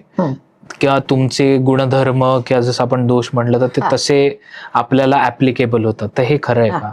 ते आता ह्याच्यामध्ये कसं आहे, भाग्यांकावर तुमचा स्वभाव म्हणजे मला समजणार आहे काय आहे. या सगळ्या ह्याच्यात कुठल्या व्यक्तीची स्पंदनं काय आहेत हे ओळखायचं माझ्याकडे असलेलं साधन आहे. करेक्ट. ते म्हणजे त्या व्यक्तीची जन्मतारीख आणि त्या व्यक्तीचं नाव. हा. जसं आता तुम्ही म्हणता की भाग्यांकाचा ठराविक वर्षापर्यंत वापर, प्रारब्ध अंकाचा नंतर वापर. तर हे 30ला मी कदाचित नाही थांबणार, मी ते थोडं पुढे नाही. बर. 36-40 पर्यंत. पण जे स्वभाव आहेत ना, तुमचा जो स्वभाव आहे, ओके, तो त्या प्रारब्धांकाप्रमाणे व्हायला लागणार नाहीये. अच्छा. जो तुमचा स्वभाव आहे तो स्वभावच राहणार आहे. ओके. जिथे त्या स्वभावात काही बदल करायची गरज पडत असेल तर उपायांच्या मध्ये हा भाग येणार आहे माझ्या. खरं तर बर. की मी तिथे फ्लॉवर थेरपीचा वापर कसा करते. ओके. ओके. म्हणजे तुम्ही जेव्हा काम करायला लागता त्यावेळेला जर तुमच्या स्वभावातले असे कंगोरी तुम्हाला काहीतरी त्रास देत आहेत की मी तेच मला आठवत राहते, मी 100% माझ्या कामावरती लक्ष नाही देऊ शकत आहे. बरोबर. तर हा भाग काढून टाकणं, कारण मला स्वभाव समजतोय त्याच्यात काय कमी असेल तर, किंवा त्याच्यात काय जरा अतिच होतंय, जास्त अति सर्वत्र वर्जय ते होते, ते काढून टाकायचं काम माझं. हे फ्लॉवर थेरपी काम करते. ओके. काय आहे, तुम्हाला काम करायला लागताना एक बैठक आपल्या मनाची लागते. बरोबर. ती जर तुम्ही परफेक्ट करून दिली तर ती व्यक्तीची प्रगती जास्त होणार होते. पण काही ठराविक वर्षानंतर, म्हणजे मी 36 किंवा 40 म्हणेन, त्याच्यानंतर प्रारब्ध अंकालाही तुम्हाला महत्व द्यायची गरज पडते. बर. बर. किंवा द्यावं. ओके. याचा अर्थ असा नाही की पहिल्यांदा देऊ नये, पण त्याच्यानंतर त्याचा एक्झिस्टन्स तुमच्या लाईफ मध्ये तुम्हाला जास्त जाणवायला लागतो. अच्छा, असं आपण म्हणू शकतो. वा वा. आणि यानंतर जसं आपण सुरुवातीला म्हणलं की असं खरं काही असतं का की लकी नंबर्स किंवा अनलकी नंबर्स, किंवा जसं आपण म्हणतो की 24 हा सगळ्यात काय म्हणतात, काही असेल तर 24 लिहा, किंवा मग 7 नंबर म्हणजे मॅनिफेस्टेशनचा नंबर, की तुम्हाला जर काही मॅनिफेस्ट करायचं असेल 777 सारखं दिसायला लागले की आता ते होणार. किंवा मग 8 नंबर म्हणल्यानंतर अरे बापरे 8 तारखेला काही करू नका, कुठे ट्रॅव्हल करू नका असं म्हणलं जातं. तर हे खरंच आहे का असं? ते आता ह्याच्यात प्रत्येकाचा दृष्टिकोन आहे, प्रत्येकाचे आलेले अनुभव आहेत. अहो सगळे अंक 1 ते 9 आपलेच आहेत. वा. आपल्या कोणाचा तरी तो अंक असणारच आहे ना. करेक्ट. बरं, आता जसं तुम्ही म्हणला 24च्या बाबतीतलं, 24 म्हणजे 6 हो. असं समजलं जातं. पण फक्त 24 म्हणजे 6 आहे का हो? नाही. नाही. 6 म्हणजे 6 आहे, 15 म्हणजे 6 आहे, 24 म्हणजे 6 आहे, 33 म्हणजे 6 आहे, करेक्ट. 42 म्हणजे 6 आहे. करेक्ट. काय आहे अंकशास्त्राच्या मध्ये, सगळं सिंगल डिजिट प्रत्येक वेळेस करतात असं नाही. बर. हे सुद्धा शिकण्याची आवश्यकता आहे की कुठे आपल्याला एकेरी करायचं आहे आणि कुठे ते दुहेरी अंक ठेवायचा आहे. बर. तर ह्या प्रत्येक दुहेरी अंकाचे पण अर्थ आहेत. बर. जसा 24चा अर्थ आहे की 24 तुम्हाला 6 आहे, 6 तुम्हाला काय देईल की लोकांच्याकडनं तुम्हाला, तुम्ही गेला तर सहकार्य मिळेल. बर. पण 24चा एक वेगळा अर्थ आहे की सरकारी किंवा जे उच्च पदस्थ अधिकारी आहेत त्यांच्याकडून तुम्हाला मदत मिळणे. बर. हा 24चा भाग आहे. ओके. हा त्याचा अर्थ आहे. ओके. त्यामुळे कदाचित तसा वापरला गेला असेल किंवा 24 अंक जास्त वापरला गेला असेल. ओके. तशा पद्धतीने असं असणार आहे. बर. बर. आणि आपण जे मगाशी म्हणलो 8 नंबर आणि 4 नंबर याबद्दल एक मिथ म्हणत होता की हे डिझास्टर नंबर्स आहेत असं म्हणतात. नाही, असं काही नाही. असं काही प्रत्येक गोष्ट काय आहे, सगळेच नंबर्स आपले आहेत असं म्हटलं तसं. शरीर आपलंच आहे. बरोबर. डोकं फक्त लागतं का माणसाला? नाही. त्याला कान पाहिजे, त्याला नाक पाहिजे, त्याला हात पाहिजे, त्याला पाय पाहिजे, सगळं पाहिजे. प्रयत्न करायला सगळे पाहिजे. त्यामुळे हे सगळेजण आपल्याला हवे आहेत. त्यामुळे कुठलाही कमी नाही, कुठलाही जास्त नाही. बरं, हे त्यांनी स्वतःनी मागून घेतलेत का? नाही. जन्मतारीख आपण ठरवतो का? नाही. ज्या वेळेला कुठेतरी आता असं असतं की सीझर करायची वेळ आलेली आहे आणि म्हणून सांगतात आपल्याला की मग कोणीतरी म्हणतं याच तारखेला सीझर करायचं. बर. दरवेळेला होतच असं नाहीये. ओके. कधीतरी होतं पण कधीतरी नाही. कारण का, परमेश्वराच्या त्यांनी जे ठरवलेत माझे अधिकार, त्याच्यात आपण कुठे ढवळाढवळ करू शकत नसतो. आपण प्रयत्न करणं बरोबर तुम्ही करू शकता. बरोबर. पण आपण असं 100% नाही म्हणू शकत की हे असंच होईल. मग त्या ज्या तारखा तुम्हाला आलेल्या आहेत किंवा तुमची जी जन्मतारीख आलेली आहे, काहीतरी तुम्ही मागच्या जन्मात जे कर्म केलेलं आहे त्याप्रमाणे लोक जी मानत असतील की पुनर्जन्म आहे, कर्माचा सिद्धांत तर आहेच ना. हो. तो काही फक्त अंकशास्त्रापुरता लिमिटेड नाहीये. अगदीच. कर्माचा सिद्धांत तर आहेच. पण ज्या वेळेला तुम्ही असं म्हणता की हीच तारीख मला का आली, आपणच काहीतरी मागच्या जन्मात जे केलेलं आहे ते येताना आपण ती स्पंदनं बरोबर घेऊन आलेलो आहोत. ती स्पंदनं तुम्हाला दिसतायत त्या अंकांच्या भाषेमध्ये. बर. बर. बरं, तुम्हाला उपाय त्याच्यावर करू शकता तुम्ही. त्याच्यात बरं, तुम्ही जर ह्या जन्मी कष्टच करणं तुम्हाला असेल आणि तुम्ही अखंड कष्ट करा असेल तर 8 नंबर सारखा अंक नाही तुम्हाला की सतत हा कष्ट करतोय. करेक्ट. आणि ना, म्हणजे आता याच्यामध्ये एक उदाहरण सांगते की एके ठिकाणी काही व्यावसायिक लोकांच्या समोर माझं एक भाषण ठेवलं होतं अंकशास्त्रावर. तर बोलता बोलता असा विषय झाला की अकाउंट्स बघण्यासाठी आपल्या ऑफिसमध्ये कोणाला नेमावं. आणि मी बोलताना असं म्हटलं होतं त्यांना की ज्या व्यक्तीचा भाग्यांक 8 आहे अशी व्यक्ती तुम्ही अकाउंटसाठी नेमा ना. बर. ते समजा तुम्ही बॅलन्स शीट काही करायला सांगितलं, काही थोडंफार इकडे इकडे काहीतरी चुका झाल्या तर त्या बदलून परत ते काम तसंच उत्तम करण्याचं, कदाचित इतर लोक कंटाळतील पण 8 नंबर कंटाळणार नाही. आणि मग 4 महिन्यांनी मला त्यांच्यातल्याच एकांचा फोन आला की मॅडम तुम्ही सांगितलं त्याप्रमाणे ना की माझ्याकडे, म्हणजे मला अकाउंटसाठी व्यक्ती नेमायची होती, तर एमकॉम झालेला मुलगा होता आणि बीकॉम झालेली मुलगी होती. पण बीकॉम झाली म्हटल्यानंतर ती जर 8 भाग्यांकाची होती तर मी तिला माझ्याकडे नोकरीला जागा दिली. एमकॉमच्या मुलं इतका मला पगार पण नाही द्यावा लागला तिला, पण मी अत्यंत समाधानी आहे त्या मुलीच्या कामावर. वा वा. म्हणजे म्हणून म्हटलं ना, सगळंच हवंय हो आपल्याला. असं थोडंच आहे की हे आपल्याला नको आहे. करेक्ट. आणि कष्ट नाही केले. आणखीन एक 8 नंबरच्या बाबतीतलं वैशिष्ट्य असं आहे, तुम्ही जेव्हा खूप कष्ट करता ना, परमेश्वराला पण तुम्ही खुश करत असता की अरे हा किती कष्ट करतोय. एक दिवस परमेश्वर म्हणतो ना की अरे बता तेरी रजा क्या. खरंय. आणि म्हणून 8 नंबरच्या लोकांनी ना स्वप्न मोठी पाहावीत. बर. आणि ती पाहिली नसली हम्म. तर मी त्यांना पाहायला शिकवते. वा. पहा तुम्ही मोठी स्वप्न, कारण कष्ट करण्याची कपॅसिटी तुमच्याकडे जर भरपूर आहे तर तुम्हाला परमेश्वर का देणार नाही? खरे. कदाचित थोडासा उशीर होईल, तो कमी कसा करता येईल का त्याच्यावर, म्हणजे आता जसं म्हणतात साधं काम आणि स्मार्ट वर्क, हा. तसं काही करू शकताय का? पहा ना, बरोबर आहे. खूप मार्ग आहेत आज. अगदी बरोबर आहे. पण तुम्ही सगळ्यात असं म्हणतात की कोणीही कष्ट करायला एखाद्या व्यक्तीला जर मूलतःच येत असतील, हम्म. किती जणांना सांगावं लागतं की उठा कामाला लागा, हे करतातच आहेत ना, मग केवढी मोठी गोष्ट त्यांच्याकडे आहे. बरोबर.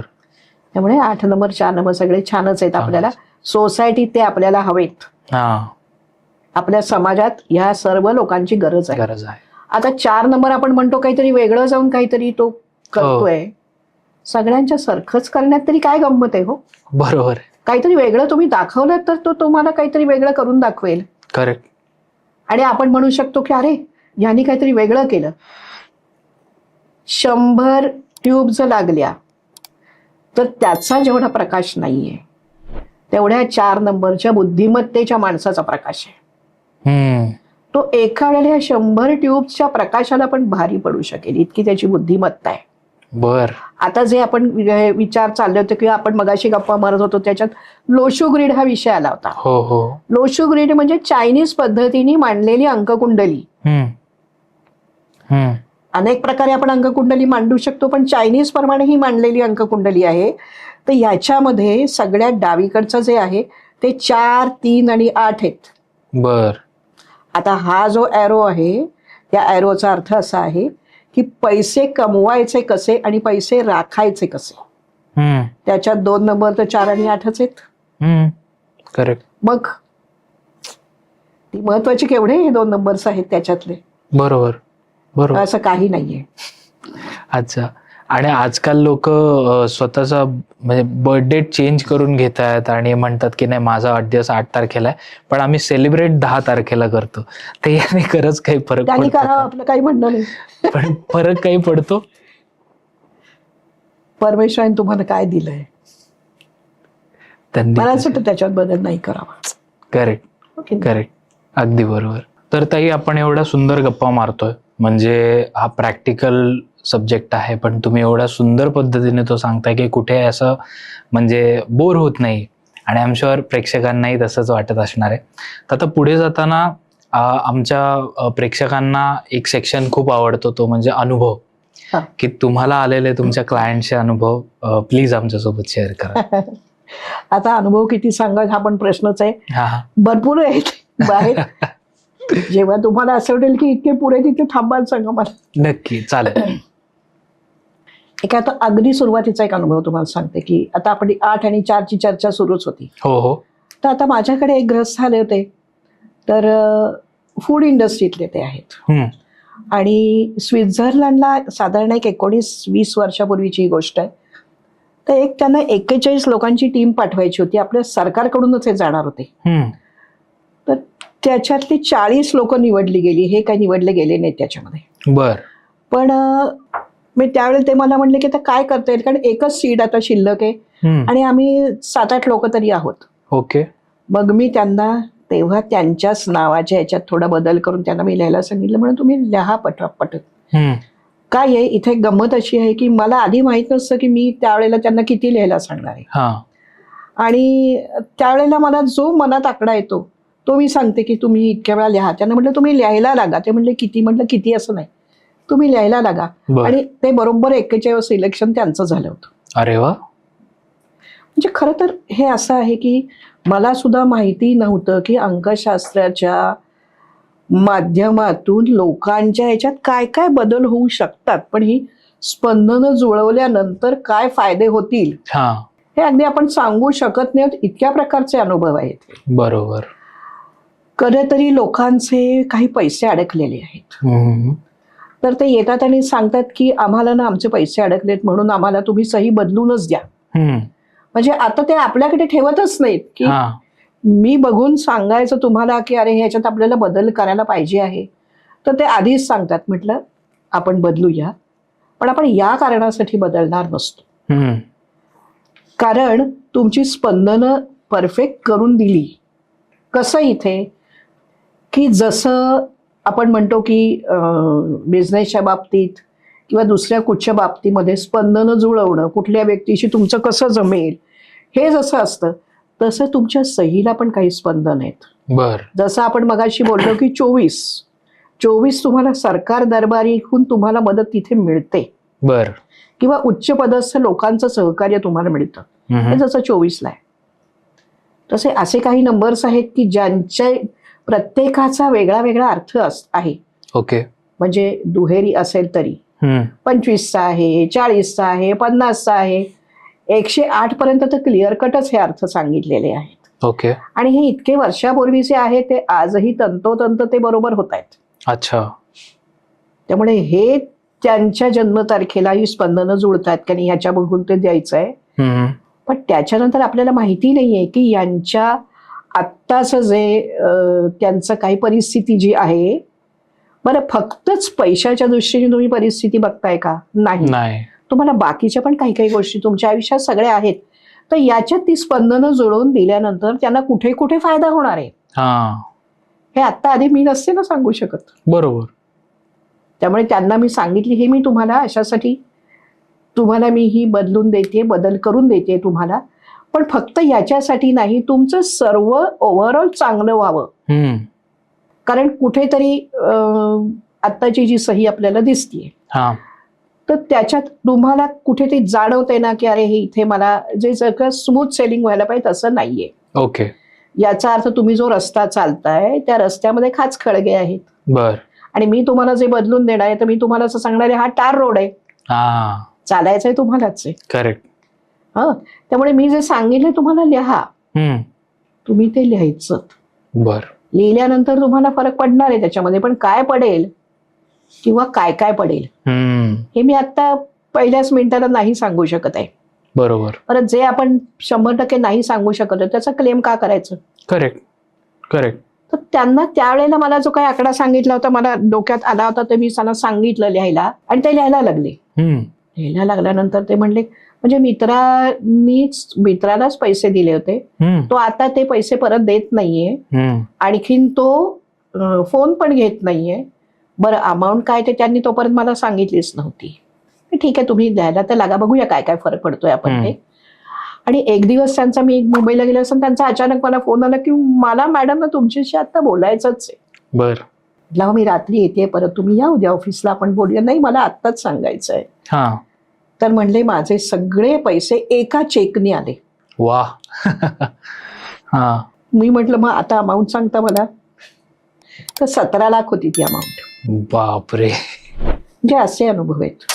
आणखीन एका कंपनीचं CEO त्यांनी तर मला हे सांगितलंच नव्हतं, ओव्हरऑल ग्रोथसाठीच ते आले होते. त्यांचंही मी बघितल्यानंतर मला लक्षात आलं की तो जो नंबर आहे आता सही म्हणजे नंबरच आहे तो त्यांच्या जन्मतारखेला मॅच नाही होत आहे किंवा ती स्पंदनं नाही जुळत आहेत. ओके. तर मी त्यांना करून दिल्यानंतर मग त्यांना जरा काही वेळ लागला ते मी सांगितलेला तितका नंबर पुरा करायला. पण ते झाल्यानंतर त्यांचा फोन आला की माझे पैसे होते कंपनीत, ते माझे पैसे आले ते 20 लाख होते. बापरे. म्हणजे असे अनुभवही आहेतच. पण हे अनेक वर्षाचे साठलेले अनुभव आहेत. ते तर मला माहीतही नव्हतं की त्यांचे एवढे पैसे तिथे आहेत, कारण आमच्या बोलण्यात कधी तो विषय नाही. पण ओव्हरऑल त्यांना जो फायदा होत गेला, त्यांना ज्या संधी पुढे मिळत गेल्या त्या संधींच्या प्रमाणे हे पण एक झालं. बरं हे म्हणजे एक एक गोष्ट अशी पुढे पुढे होत जाते. बर. कारण हे पण झालं. आता ही साधारण माझ्याकडे एक 22-23 वर्षापूर्वी एक मुलगी आली होती आणि तिची तेव्हा नोकरी गेली होती कारण त्यांची कंपनी बंद पडली. तर म्हणले की तुम्ही हे देताय का मला बदलून? मी बघितलं, मी तिला म्हटलं अगं आपल्याला तुझं आतापर्यंत तुझ्याकडे जे काय तुझी गुणवत्ता आहे ती कधी अजून वापरलीच गेली नाहीये पूर्ण, तर तसं आपण करूया. मग तिला दिली बदलून. त्याच्यानंतर ती लिहित गेली आणि आजपर्यंत मी तुम्हाला सांगते तिच्या जन्मतारखेतल्या सगळ्या पॉझिटिव्ह गोष्टी बाहेर पडत गेल्या. म्हणजे सुरुवातीला तर तिचं एक ठराविक ते तितकं लिहून झाल्यानंतर तिला 3 नोकऱ्यांची संधी आली. आता ही गोष्ट असेल 2004ची वगैरे गोष्ट आहे ही. ओके. तर 2 ठिकाणी 10,000 पगार होता, एका ठिकाणी 13,000 होता. 13,000 वाल्यांनी सांगितलं की तुम्ही पुढे जर काही शिकलात तर आम्ही तुम्हाला तेवढं सपोर्ट करू शकू नाही किंवा माहित नाही आम्हाला. ओके. म्हणून तिने ते बाजूला ठेवलं. दुसऱ्या 2 होत्या, त्याच्यातली म्हणजे पुण्यातली कंपनी होती ती तिने ठरवलं की ही आपण घ्यायची. बर. मग त्याच्यात तिला झाल्यानंतर मग ती अशा ह्याच्यात की बुवा आपल्याला नोकरी नव्हती, कमीत कमी आता नोकरी आपल्याला मिळाली आणि आपण दुसऱ्या कोणावर अवलंबून नाही होत. बर. ते झालं. ते तर झालंच. त्याच्यानंतर त्या बरं लिहायचं थांबायचं नसतं, कारण मी तुमचंच नाव देते तुम्हाला लिहायचा. तो एक जप आहे तुमच्यासाठी, फक्त लिहून करायचा आहे. करेक्ट. आणि त्याच्यानंतर मग तिला ती कविता करायला लागली. हा. पहिल्यांदा मराठीत, मग इंग्लिशमध्ये. हा. आणि आमच्या बोलण्याची जी सुरुवात व्हायची, आता 2004 पासून पण तिचा आणि माझा रेग्युलर फोन असतो. ओके. कारण बहुतेक सगळ्या लोकांशी माझे कॉन्टॅक्ट असतात. वा. तर इंग्लिश झाल्यानंतर मग हिंदी पण. आणि सुरुवातीला तिचं जे तिच्यातल्या ज्या गोष्टी पॉझिटिव्ह सगळ्या बाहेर पडायला लागल्या, तर तिचं एक ई-बुक पब्लिश झालं.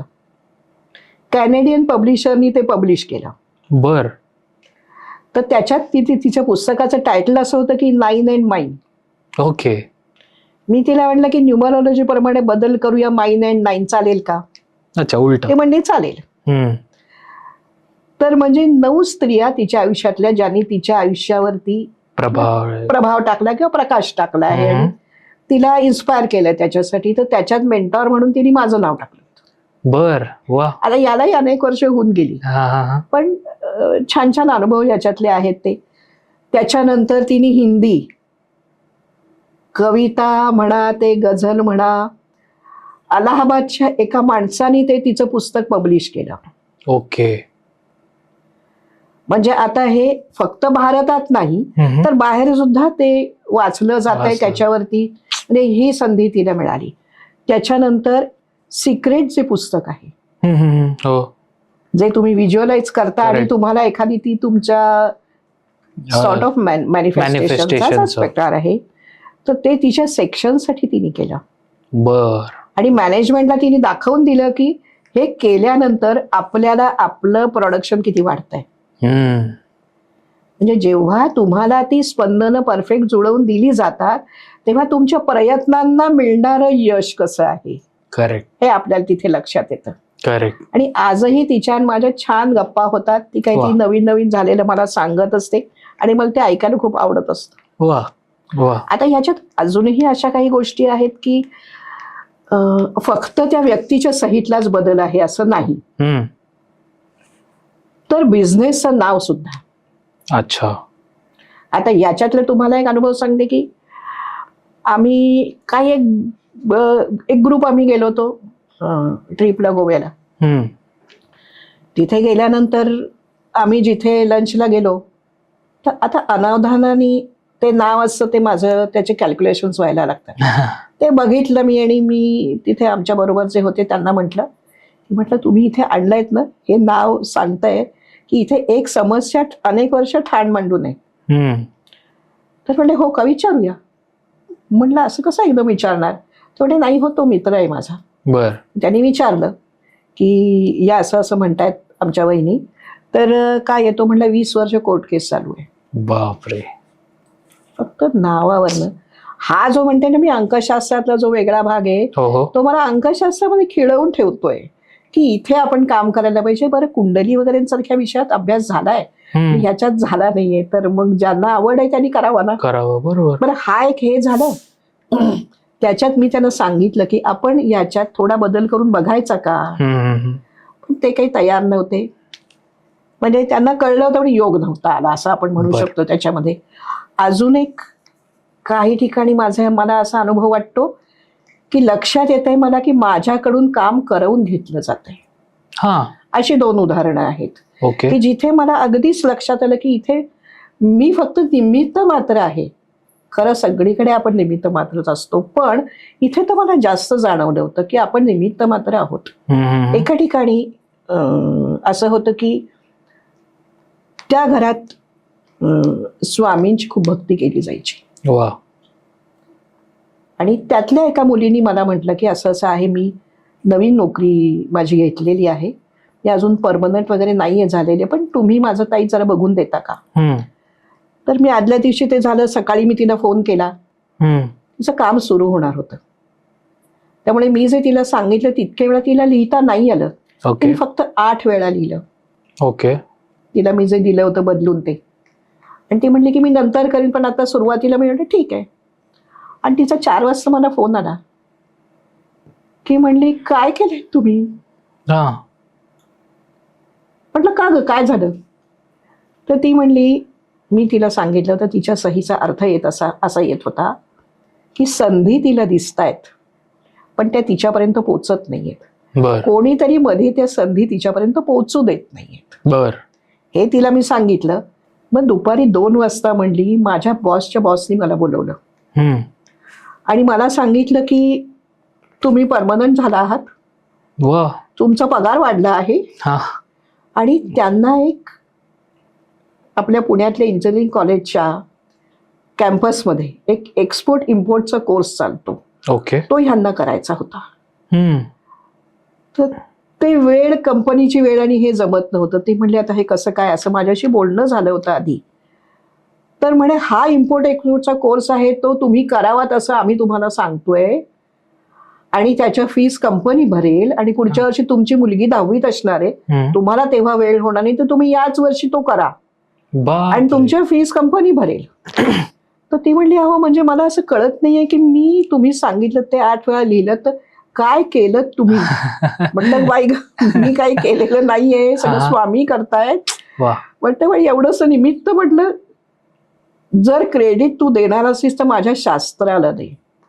Science of numbers, that is numerology. म्हटलं 2%, 3%, 5% माझ्या शास्त्राला दे, पण काम स्वामींनी केलेलं आहे. म्हणजे इथे मी फक्त निमित्त होते तिथे. अजून एक याच्यातलं उदाहरण आहे, सिंगापूरला आम्ही 2 जण गेलो होतो.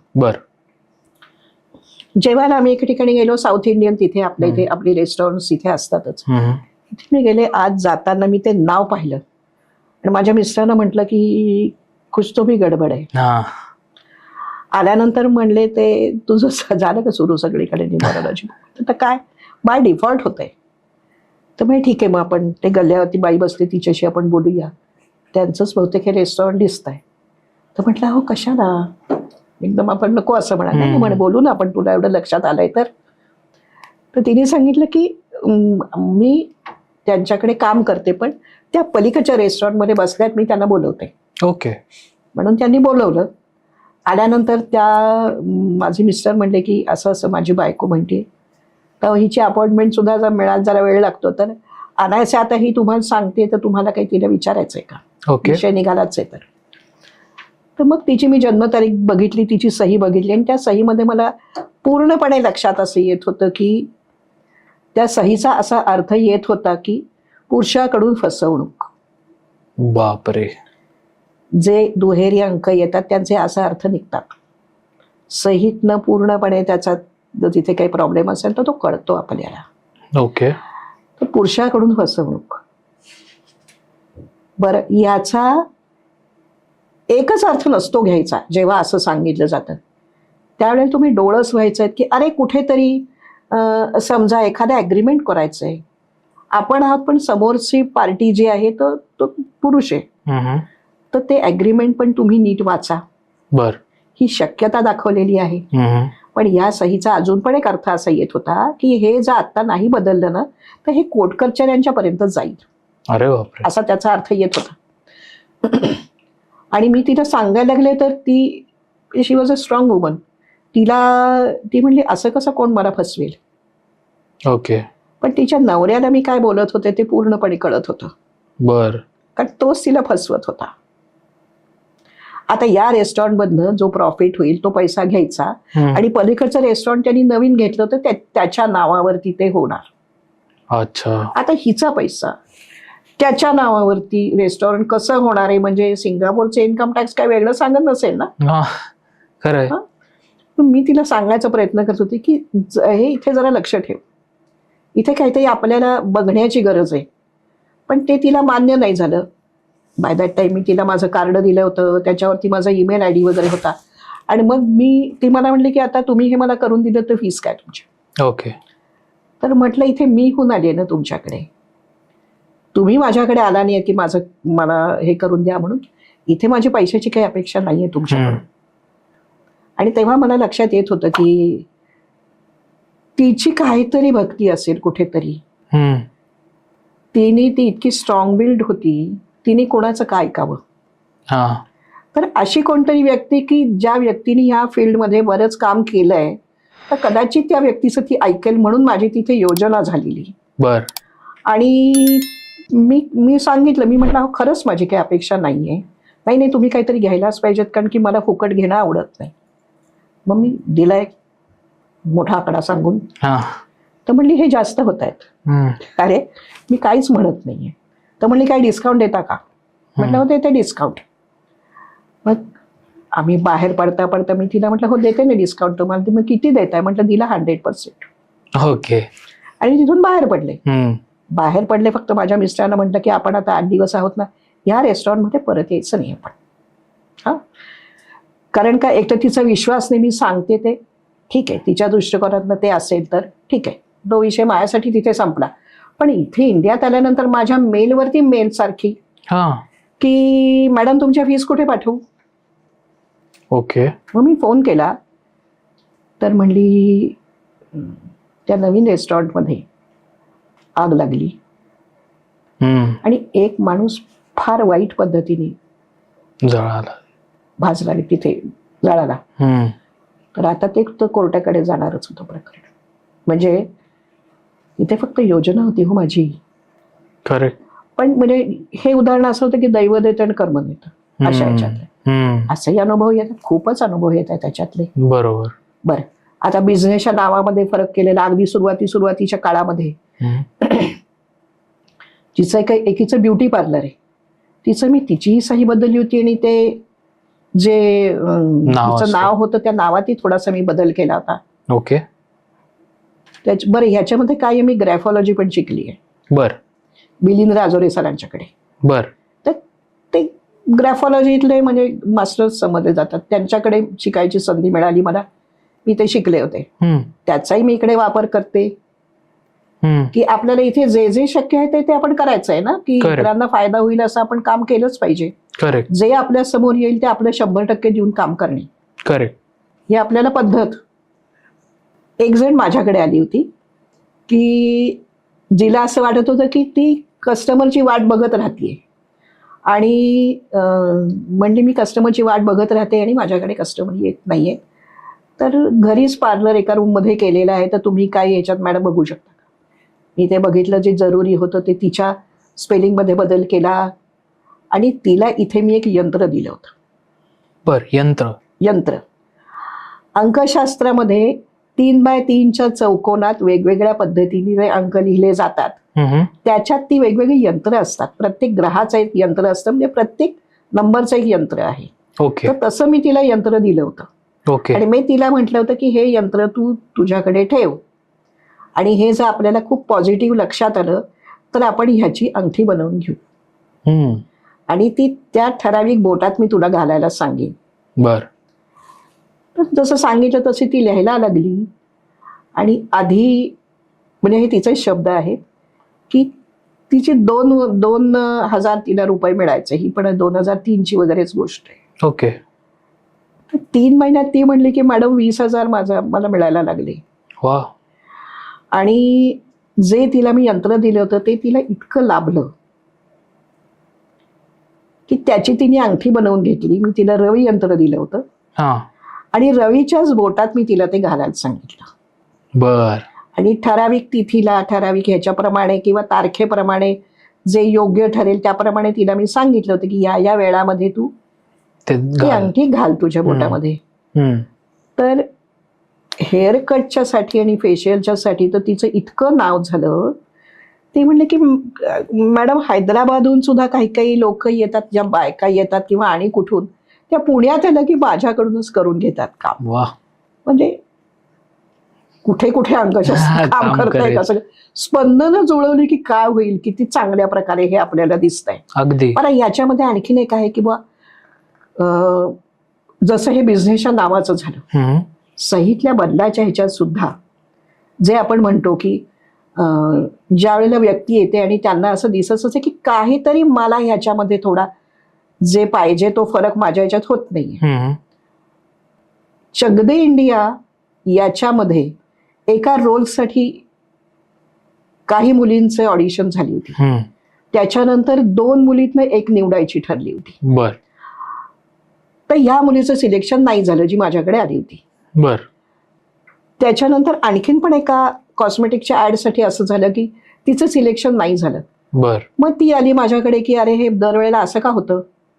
तर म्हटलं अगं आपल्याला ह्याच्यात थोडा बदल करायला लागणार आहे, कारण ती स्पंदनं जुळत नाहीयेत. बरोबर. ते करून दिल्यानंतर साधारण 30-31 तिचं वय होतं. तर आता याच्यासाठी काम होतं असं नाही, पण त्या व्यक्तीसाठी जे योग्य आहे हम्म. ते कसं घडतं. हम्म. तर ते ती करायला लागल्यानंतर इतकं चांगलं स्थळ आलं की तिने पटकन लग्न केलं. अरे बापरे. बर. हे तिचा तसा फायदा झाला. हा, हा. पण आपण पॉझिटिव्ह काम केलंय, हा. आपला उद्देश चांगला आहे, तर त्या व्यक्तीच्या आयुष्यात जे गरज असेल, हम्म. ते जो परमात्मा जे ठरवत असेल त्याप्रमाणे तो करत असेल ना करत काम, ते Correct. तशी झालेली आहेत. आता ह्याच्यात आणखीन कुठल्या भागातलं तुम्हाला उदाहरण हवंय? हा, हा. आता उदाहरण तर घेऊच यात, पण अर्थात मला असं वाटतं की एक प्रेक्षकांना प्रश्न पडला असेल. आपण तुमच्या इथे समजा कोणी आलं तर प्रत्येक व्यक्तीची सही म्हणा किंवा काय म्हणतात न्यूमरोलॉजी म्हणा, ही चेंज होतेच का, की काही असे रेडीमेड लोक असतात की यांची सही पण योग्य आहे, नाव पण योग्य आहेत? सही प्रत्येकाचीच बदलायची गरज पडते असं नाहीये. बर. कुणीतरी म्हणजे काही लोक अशी आलेली आहेत की त्यांचं परफेक्टच आहे बर. आणि हे त्यांनी त्यांच्या पासपोर्टवरती हे नाव दिलंय, त्यांच्या जन्मतारखेच्या स्पंदनांच्या प्रमाणे जर ताडून बघितलं तर मी जे काम करून देईन ते ऑलरेडी तिथे आहेच. हा. आणि मग आपल्याला लक्षात येतं की अरे यांना काही गरजच पडलेली नाहीये आपल्याला, की इथे काही, मग इथे बदलायची गरज नाहीये. बर. मग तुम्ही इथे त्यांना काय सांगू शकता, तर काही रंग तुम्ही कुठचे वापरा. बर. बर. म्हणजे जे कदाचित उपायांच्या मधलं हे मागे, हे रंग कुठचे वापरा. बर. कुठचं ठराविक प्रत्येक दिवसाची काही टायमिंग अशी आहेत का की ज्याच्यामध्ये तुम्ही जर का काम केलं तर ते तुमच्या बाजूने होण्याची शक्यता वाढतीये. शक्यता म्हणते मी. बर. शेवटी तुम्ही जे बोलणार आहात त्याच्यावरच तुमचं ठरणार आहे काय ते. हे नुसतंच काही असं नाहीये की आपण सहीच बदलतो, आल्यानंतर गरजच असेल तर आपण बदलणार. अच्छा. पण याच्यामध्ये समुपदेशन पण आहे, काउन्सिलिंग. आणि कटक सरांनी मेन शिकवलेला भाग असा आहे की हे एक सोशल वर्क पण आहे. तुमच्याकडे एखादी व्यक्ती ज्या वेळेला येते, असंच कोणी तुमच्याकडे येणार नाहीये, काहीतरी त्यांना प्रॉब्लेम असेल तर तुमच्याकडे येणार आहे. अगदी बरोबर. जाताना त्या माणसाची परिस्थिती आला त्यापेक्षा जास्त चांगली होऊन तो बाहेर पडला पाहिजे. वा. हे सोशल वर्क तुम्हाला, हे याच्यातलं पण सोशल वर्क आहे. बरं, त्याच्यात त्यांनी हे पण बघायचं असतं आम्ही की बॉडी लँग्वेज काय आहे त्यांची, ओके, येताना कसे येत आहेत. हा भाग बराचसा पामिस्ट्रीतला शिकवलेला असतो, पण तो इथे पण उपयोग करायचा असतो आपण. करेक्ट. ती व्यक्ती कशी येते, ती कशी बसतीये. हे समजा त्यांनी खिशात हात ठेवलेले आहेत, त्यांना ते बाहेर काढायचे नाहीयेत, याचा अर्थ त्यांना सगळ्या गोष्टी आपल्याला क्लिअर सांगायच्या नाहीयेत. बर. किंवा एखादी व्यक्ती येते आणि ती म्हणते की विचारा ना काय पाहिजे, म्हणजे मोकळेपणाने ह्या व्यक्तीला आपल्याशी बोलायचंय. बर. बर. आपल्याशी डोळ्याला डोळा देऊन ती व्यक्ती नाही बोलत आहे तर यांची कॉन्फिडन्स लेवल थोडी कमी आहे का? ओके. का ह्यांना असं वाटतं की कोणी आपल्याला सल्ला दिला तुम्ही घेणार नाहीये किंवा मला सगळं नाहीये सांगा, असंही असू शकतं. अशा काही गोष्टी पण शिकवलेल्या असतात, त्यांचाही वापर याच्यात मी करतच असते. वा. आता अजून जर आणखीन एखादं उदाहरण बघायचं तर ज्या ठिकाणी कधीतरी असं होतं की आपली परीक्षा बघायला कोणतरी येतं की अरे हे एवढं म्हणतायत, अंकशास्त्राची एवढी प्रॅक्टिस करतायत, तर खरंच बघूया हे काय आहे याच्यामध्ये. बर. तर एक जण आले होते बांधकाम व्यावसायिक, आणि त्यांच्याबरोबर त्यांच्या घरातले सिनियर कोणतरी काका मामा कोणतरी बरोबर आले होते. आल्यानंतर त्यांनी मला ते दाखवलं, त्याच्याप्रमाणे मी बघितलं. त्यांची जन्मतारीख बघितल्यानंतर मला काही गोष्टी जरा मला खटकत होत्या, की पण ते शंका स्वरूपात होतं. मग ते बोलत असताना त्यांच्या हाताकडे माझं लक्ष गेलं. ओके. आणि हातावरच्या काही 1-2 रेघा मला स्पष्ट दिसल्या, की ज्या एकसारखीच दुसरी रेघ आहे, ती जेवढी ही ठळक आहे तेवढीच दुसरी पण ठळक आहे. पण मला लक्षात आलं की काहीतरी म्हणजे घरी बायकोला जेवढं महत्व देतात तेवढंच बाहेर कोणाला तरी महत्व यांच्याकडनं दिलं जातंय. पण आपल्याला काही तो सल्ला विचारायला कोणी आलं नाही, आपण त्याच्यावर कशाला बोला. त्यांच्यावर त्यांचे ते काका का मामा कोण जे आले होते ते एकही शब्द बोलत नव्हते. बर. कदाचित ते बघायला आले असतील की ह्यांना काय समजतंय का, किंवा त्यांच्या शास्त्रात याच्यातलं काही आहे का. मग जेव्हा त्यांना मी सांगितलं तर ते म्हणले की काय होतं माहितीये का, शिल्लक नाही माझी काही राहते, मला पुढे काय करायचं मला बरकत नाही येत आहे. बर. ते मी म्हटलं की तुम्ही लिहायला तर लागा, काय काय बदल होतो तर बघूया आपण. तुम्ही जसं लिहाल, कारण काय आहे की ज्या वेळेला आपण करतो तर पहिली सही तुम्हाला जी तुमच्यासाठी योग्य नाहीये, आता हीच जर तुमच्याकडे तुम्ही आतापर्यंत हे करत आलाय तर ही पॉझिटिव्ह गोष्ट साठवली गेलेली नाहीये. करेक्ट. आता आपल्याला याच्यात बदल करायचा आहे, म्हणजे जी आपल्याला पॉझिटिव्ह गोष्ट वाढवायला पाहिजे, जी आपल्याला आपल्या स्पंदनांच्या प्रमाणे योग्य आहे ते आपण वाढवायचं, ते जेव्हा तितकं जास्त व्हायला लागेल त्याप्रमाणे तुम्हाला त्याचे रिझल्ट दिसणार आहेत. हळूहळू तुम्हाला ते रिझल्ट दिसत जातील. बर. पण म्हणजे काहीतरी प्रयत्न करून तुम्हाला त्याच्यामध्ये पाहिलं पाहिजे ना. करेक्ट. तर त्याच्या आधीच त्यांचं पण काय होतंय मॅडम, मला पुढचा प्लॉट घ्यायच्या दृष्टीने मग कधीतरी लक्षात येत नाही की पैसे कुठे खर्च होत आहेत. ओके. आणि त्यामुळे बरकत नाही येते. आता तिसऱ्यांदा जेव्हा बरकत झालं ना, त्यावेळेला थोडंसं एरवी मी व्यवस्थित बोलत असो तेव्हा थोडासा माझा आवाज जरा बदलला, आणि मी त्यांना म्हटलं की ज्या घरामध्ये गृहलक्ष्मीचा अपमान होतोय त्यांच्या धंद्याला बरकत कुठून येणार. त्यांच्याबरोबर त्यांचे जे सिनियर आले होते ते ताबडतोब उठलेच तिथून, आणि ते म्हणले मॅडम काय बोललात वाक्य.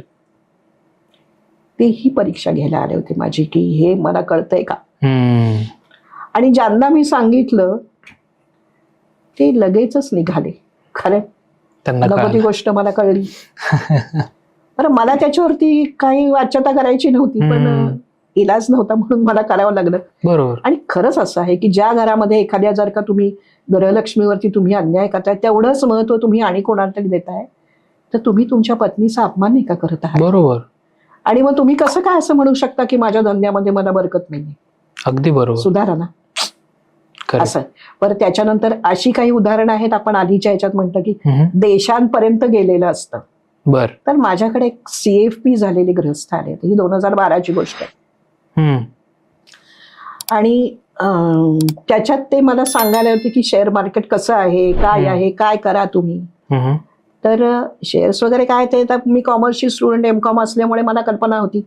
पण ते मला सांगायला आले आणि त्यावेळेला न्यूमरोलॉजीचा विषय निघाला की बघ हा विषय काय आहे. तर मी सांगितलं त्यांना आपला विषय काय आहे ते. तर ते म्हणले मग माझं बघता का तुम्ही. बर. ते बघितलं तर मला असं लक्षात आलं की अरे यांना ना उशीर होतोय प्रत्येक गोष्टीत. ओके. ते त्या साईमध्ये कळतं की उशीर आहे. तर आता हे आपल्याला परफेक्ट करून द्यायचंय. ते करून दिल्यानंतर त्यांना म्हटलं तुम्ही करायला लागा, लिहायला लागा. आणि तोपर्यंत हा विषय निघालेला नव्हता की त्यांना भारताच्या बाहेर जाऊन कुठेतरी सेटल व्हायचंय. बर. पण काय झालं, काही सह्या झाल्यानंतर न त्यांच्या ऑनलाईन एक्झाम्स ज्या होत्या, ज्या आतापर्यंत थ्रू झाल्या नव्हत्या त्या थ्रू झाल्या. 2 एक्झाम्स. आणि मग ते आले मला की खुशीतच आले एकदम की मॅडम हे कसं झालं. हे न्यूमरोलॉजी असं काम करतं, अंकशास्त्राचे वैशिष्ट्य आहे. मग म्हणले मग आता तुम्हाला मी सांगतो की मला मला बाहेर सेटल व्हायचंय. मग त्यांनी जे देश काढले होते, मला जे दिले होते त्याचं मी 1, 2, 3 करून दिलं तर ऑस्ट्रेलिया नंबर 1 वर आलं. ओके. मग आम्ही असं ठरवलं की ऑस्ट्रेलियासाठी प्रयत्न करायचा. बर ती ऍक्च्युली त्यांना जी दिलेली होती सहीची स्पंदनं आणि ऑस्ट्रेलियाची स्पंदनं जुळतच होती. बर त्यांना संधी मिळाली तिथे. बरं, कसं आहे की नोकरी नाही, त्याच वेळेला त्यांच्या बायकोचं पण मी केलं आणि मुलाचं पण मी करून दिलं. सगळी स्पंदनं एकमेकांना मॅच व्हायला हवीत ना, तशी करून दिली. बर त्याच्यानंतर ऑस्ट्रेलियामध्ये ते गेले. त्यांनी प्रत्येक मी सांगितलेली गोष्ट फॉलो केलेली आहे की वा. किती तारखेचं तिकीट काढू मॅडम, या तारखेचं काढू का. विश्वास बसल्यानंतर सगळ्या आपण सल्ला द्यायला बसलोच होत ना, Correct. आपण चांगलं होण्यासाठीच काम करतोय. हे करेक्ट. ते ऑस्ट्रेलियामध्ये गेले. त्यांच्याकडे नोकरी नाहीये पण त्यांना पीटी मिळालं, म्हणजे परमनंट ट्रान्सफर. बर ऑस्ट्रेलियात पद्धत अशी आहे की तुम्हाला पीटीचं मिळालं तर तुम्हाला नोकरी नसेल तर तुम्हाला काहीतरी एक ठराविक रक्कम सरकारकडनं मिळते. ओके. म्हणजे नोकरी नाही, पीटी मिळालंय, तिथे राहण्यासाठी त्यांना ते पैसे मिळत आहेत. बरोबर. माणूस एवढा हुशार होता, लिहितच होते की आपण म्हणतो ना की पॉझिटिव्ह स्पंदनं वाढवा तुम्ही. जसजशी वाढतील तसं तुमच्यासाठी ज्या अडलेली कामं आहेत ती व्हायला लागतील तुमची. करेक्ट. आणि त्यांना अतिशय चांगली नोकरी लागली. पण मधली आता काही वर्ष आपण गाळूया हा आणि आत्ता सांगते त्यांची परिस्थिती काय आहे. बर ब्रिस्बेन मध्ये ही व्यक्ती सेटल्ड आहे वा. आणि पहिली महाराष्ट्रीयन व्यक्ती अशी की ज्यांचं तिथे मोटर ड्रायव्हिंग स्कूल आहे. ओके. अशी उदाहरणं आहेत वा. की वा. परदेशात जाऊन सेटल व्हायचंय तर असं झालेलं आहे आणि हा फायदा झालेला आहे आपल्याला. अशी खूप उदाहरणं आहेत त्याच्यामध्ये. बर की बर फक्त इथे काय केलं मी की इथे त्यांचं जसं मी काम केलं तसं त्यांच्या मिसेसचं पण केलं आणि मुलाचं हा. पण. सगळ्यांची स्पंदनं एकमेकांची जुळतील असं काम करून दिलं. करून दिलेलं. त्याच्यामुळे ते ऑस्ट्रेलिया जुळलं आणि अतिशय आनंदात आहेत ते. पण वा. अजूनही माझ्या कॉन्टॅक्टमध्ये असतात. बेस्ट. आता ही जी अंकशास्त्राची किंवा माझी पुष्पौषधीची प्रॅक्टिस आहे ही आता आपल्या पार्लमेंटपर्यंत जाऊन माझी पोचलेलीच आहे. बर. म्हणजे आमदार, खासदार, मंत्री, गव्हर्नर इतक्या लोकांपर्यंत मी माझी कामं केलेली आहेत. बर. फक्त इथे आपल्याला माझ्या शास्त्राच्या ह्याच्याप्रमाणे जे सिक्रेसी आहे त्यांचं नाव जे आहे ते आपण नाही सांगू शकत. करेक्ट. पण इतक्यापर्यंत कामं केलेली आहेत आणि चांगला त्याच्यात रिझल्ट. फायदा आहे. आणि मी 25 वर्ष ह्या फील्डमध्ये काम करू शकते आहे. माझ्यापर्यंत लोक येतात आणि मला काम येत आहे तर ह्याचा फायदा दिसल्याशिवाय तो थोडा येतोय. अगदी बरोबर. अगदी बरोबर. म्हणजे ही अशी जी काही उदाहरणं आहेत त्याच्यामध्ये तुम्हाला आणखीन काही नातेसंबंध सुधारलेली असं पण काही उदाहरण सांगू का? चालेल, सांगा एखादं. म्हणजे इथे कसं आहे आता की आपल्याकडे एक जुनी पद्धत अशी होती की लग्न समजा झालं हा तर मुलीचं नाव बदलावं का बदलू नये किंवा असं एक हे होतं. ते नवऱ्याचं नाव ज्या अक्षराने सुरू आहे, समजा अ नी सुरू आहे तर बायकोचंही नाव अ नी ठेवतात. अशी आपल्याकडे जुनी पद्धत होती की दोघांचं एकमेकांशी छान जमावं. बरोबर. हा पण ही एक संधी असते मुलींच्या दृष्टीने सुद्धा की एखादं तुम्ही जेव्हा जन्म झाला तुमचा, तुमच्या आई वडिलांनी एखादं तुम्हाला नाव ठेवलंय, आवडतं ते आपल्याला, पण तरी कुठेतरी एखादं नाव तुम्हाला अगदी खास असं की अरे हे नवीन आहे तर समजा तसं तुम्हाला हे करून घ्यायचं आहे तर त्यावेळेला आपण चेक करू शकतो ना की अरे हे जुळतंय का. मग त्यावेळेला काम असं केलं जातं की त्या मुलाच्या स्पंदनांची आणि हिची स्पंदनं जुळली जातील असं, म्हणजे त्यांचे नातेसंबंध सुधारतात. अशी ही उदाहरणं आहेत. वा. अशी ठेवलेली.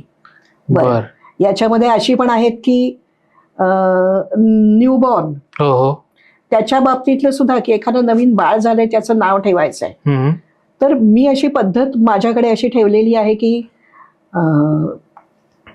कुंडली पण शिकलेली असल्यामुळे किंवा पत्रिका पण शिकल्या असल्यामुळे ती पद्धत सगळी मला माहिती आहे. तर जी वेळ तुम्ही मला सांगाल त्या वेळेप्रमाणे तुमची काय रास येते, काय नक्षत्र येत आहे, त्याच्या प्रत्येक नक्षत्राचे 4 चरण आहेत, त्याच्याप्रमाणे कुठचं अक्षर येत आहे त्या बाळाला. बर. तर त्याच्याप्रमाणे मी विचारते की ह्या अक्षराप्रमाणे आपण नाव ठेवायचंय का, तुम्हाला काही सुचत असेल तर पाठवा, नाही तर मला काही सुचते तर मी तुम्हाला सांगते आणि त्याच्यातलं बरोबर याला जे स्पेलिंग मॅच होणार आहे ते आपण त्याच्याप्रमाणे ठेवू. बर. जर तुम्हाला असं वाटतं की ह्या नावाने आम्हाला हाक नाहीये मारायची, कोणी आधी ठरवून ठेवते की मुलगी झाली तर हे ठेवू, मुलगा झाला तर हे ठेवू, मग त्याची आपण स्पेलिंग असं करून देऊ की जे त्या जन्मतारखेला आणि आई वडिलांच्या स्पंदनांना पण जुळेल. म्हणजे प्रयत्न हा पण असतो की अरे मोठा झाल्यानंतर ह्या मुलाचं आणि आई वडिलांचं पण छान जमावं किंवा ह्या मुलीचं आणि आई वडिलांचं पण छान जमावं. अशा पद्धतीने ही काम होत राहतं. Correct correct. हा जो भाग येतो त्याच्यात आज आपण म्हणतो की आज कॉम्पिटिशनचं जग आहे. जर पहिल्याच दिवशी तुम्हाला एकदम तुमच्या जन्मतारखेला परफेक्ट सूट होणारं नाव मिळालं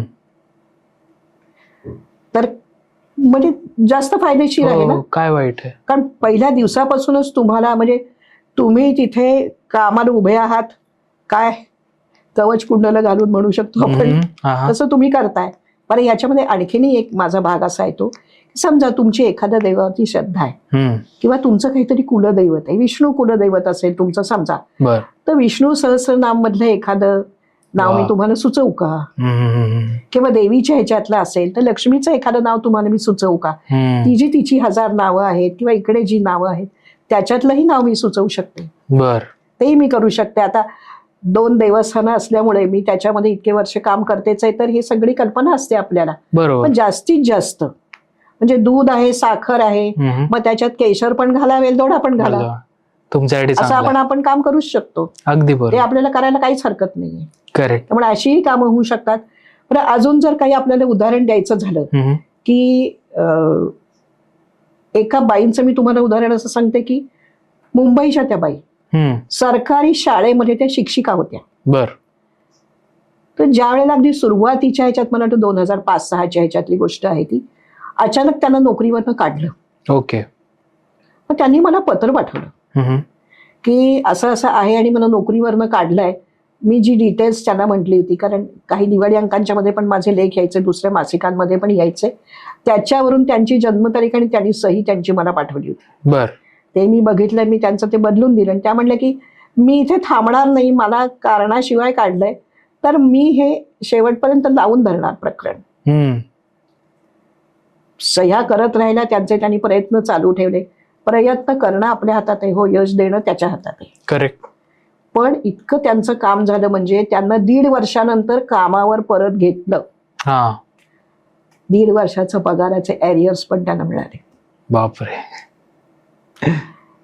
काही टक्के तरी आपल्या अंकशास्त्राचं आहेच, त्याच्यातलं 50% त्यांचे प्रयत्न, 50% अंकशास्त्राचं क्रेडिट आपण असं म्हणू शकतो. अगदी. मी त्या बाईंना अजून पाहिलेलं नाहीये, त्याच्यानंतर त्यांचं माझं पत्रव्यवहार काहीच नाही. पण हे जे काम झालं, अंकशास्त्राने होणारे हे फायदे आहेत. हो. त्याच्यानंतर अजून एक पुण्यात एक डॉक्टर, माझ्याकडे जे डॉक्टर आहे ते गायनाकोलॉजिस्ट होते ते, तर त्यांचं जसं हॉस्पिटलचा जो फ्लॅट होता तो जास्त किमतीत विकला गेला. मग 2007च्या नंतर मध्ये फार कॉन्टॅक्ट नव्हता, अधूनमधून कधीतरी असायचा. पण नंतर मग जेव्हा त्यांच्या मिसेसची डिलिव्हरी व्हायची होती सेकंड टाइम, त्यावेळेला त्यांचा मला फोन आला की हे 2-3 दिवस हे आम्हाला बरे पडतात, तर मॅडम केव्हा करू. मी त्यांना सांगितलं होतं की 1 जुलै रविवार आहे, तो घेऊया आपण दिवस. ओके. आणि तो झाला. त्याचं नाव पण मी दिलं त्या मुलाचं. आणि मग एकदम मला ते 2018ला भेटले. आणि अतिशय मोठ्या हॉस्पिटलमध्ये खूप चांगल्या याच्यात, म्हणजे जे त्या हॉस्पिटलमधले 2 सर्जन्स की जे डिलिव्हरी करतील किंवा जर लागलं तर सिझर करतील, त्याच्यातले ते एक. आणि मलाही खूप छान वाटलं की अरे या व्यक्तीची केवढी प्रगती झाली. करेक्ट. आणि त्यांनाही बरं वाटलं की मी त्यांना इतक्या दिवसानंतर भेटले. तर ते म्हणले, मॅडम तुम्ही कशा भेटलात बघा, बंगल्याला नाव द्यायचंय. अरे बर. तर ते पण तुम्हीच सांगा. म्हटलं तुम्ही काय काढली असेल तर ते करा, त्याच्यातलं बघूया. म्हणजे खूप वर्षांत पण लोक भेटली आणि त्यांना असे फायदे झालेले आहेत ना, तर त्याचाही खूप आनंद आपल्याला मिळतो. वा वा. सो ओव्हरऑल अनुभव छान वाटलं मला. आता अर्थातच प्रेक्षकांना पण ही उत्सुकता असणार आहे की तुम्हाला अप्रोच करायचं असेल की आम्ही समजा अपॉइंटमेंट घेऊन तुमच्यापर्यंत आलो, तर तुम्ही काय काय एक्झॅक्टली बघता, की जसं आता तुम्ही सांगितलं की सही आहे, हा. नावाचे बदल आहेत, हम्म. तर यासोबत अजून काय काय गोष्टी असतात का, की तुम्ही सांगितलं यंत्र आहे, हा. So अशा कोणत्या कोणत्या गोष्टी आहेत? हा, आता आपले जे दोन नंबर ह्याच्यावरती येत आहेत हम्म. त्याच्यात ती वेळ दिलेली आहे, त्या वेळात फोन करायचा, बर. त्याप्रमाणे अपॉइंटमेंट मिळेल. हम्म. अं, मला पर्सनली असं आवडतं की पुण्यातली जी लोक आहेत हम्म. तर त्यांनी प्रत्यक्ष भेटावं. वा वा. कारण काय आहे, जिथे शक्य नाहीये तिथे आपण फोनवरती पण करू शकतो, करेक्ट. पण जिथे शक्य आहे तिथे मला ती व्यक्ती ज्या वेळेला येते त्यावेळेला मला असं वाटतं की ही व्यक्ती परत जातात तर त्यांचे प्रश्न संपलेले असले पाहिजे. तर मला हे विचारायचं राहिलं त्यांना, असं नको व्हायला. असं नको व्हायला. मी तुम्हाला सांगते तुमची जन्मतारीख काय सांगतेय, याच्यात काय पॉझिटिव्ह गोष्टी आहे, आपण कुठे बदल केला पाहिजे. हा, तर ह्याच्यात आता मी जे करणार असते ते मी मागवते, ती जन्मतारीख आहे, तुमचे सगळे डिटेल्स आहेत. बरं, ह्याच्यात मला जन्म वेळ पण लागते, जन्म ठिकाण पण लागतं. बर. काय आहे, आपल्याकडे हिंदू पद्धतीमध्ये अशी पद्धत आहे की दुसऱ्या दिवशीचा सूर्योदय होईस तोपर्यंत कदाचित लोक वार आणि तारीख बदलत नाहीत. पण जे जनरल पद्धत आहे की जी आपण सगळीकडे कॉमनली फॉलो केली जाते की रात्री 12च्या नंतर तारीख बदलतीये. हो. मग मला ती तारीख आणि हे परफेक्ट पाहिजे करेक्ट. की जेणेकरून जर तुम्ही तुमच्या जन्मतारखेवर आणि नावावरती जर तुम्ही हे करून हे सांगताय, जर त्याच्यावरती तो जो बेस आहे, तुम्ही बाकी सगळ्या गोष्टी त्याच्यावरती कॅल्क्युलेट करण्याचा, तर तोच जर परफेक्ट नसेल तर आपण काम कसं करणार. अगदी बरोबर. त्यामुळे ते समोर ते त्यांनी मला पाठवायचंच आहे आधी. माझा होमवर्क मला रेडी करायला हवा ना. हो. काही त्याच्यातले मला ऑप्शन्स आहेत, काही आणि काही वाटलं मला, तर त्या व्यक्तीचं गोल काय आहे ते पण मी विचारणार. हो. तुमच्या आयुष्यात गोल काय आहे, तुम्हाला काय नक्की अचीव करायचंय. बरोबर. बरं, त्यांच्या जन्मतारखेतल्या अशा काही गोष्टी आहेत का की ज्या त्यांच्या अजून लक्षातच आलेल्या नाही आहेत की यांना अरे माझ्या जन्मतारीख आहे, जसं मला नव्हतं माहिती की माझ्या जन्मतारीख काय काय आहे. बर.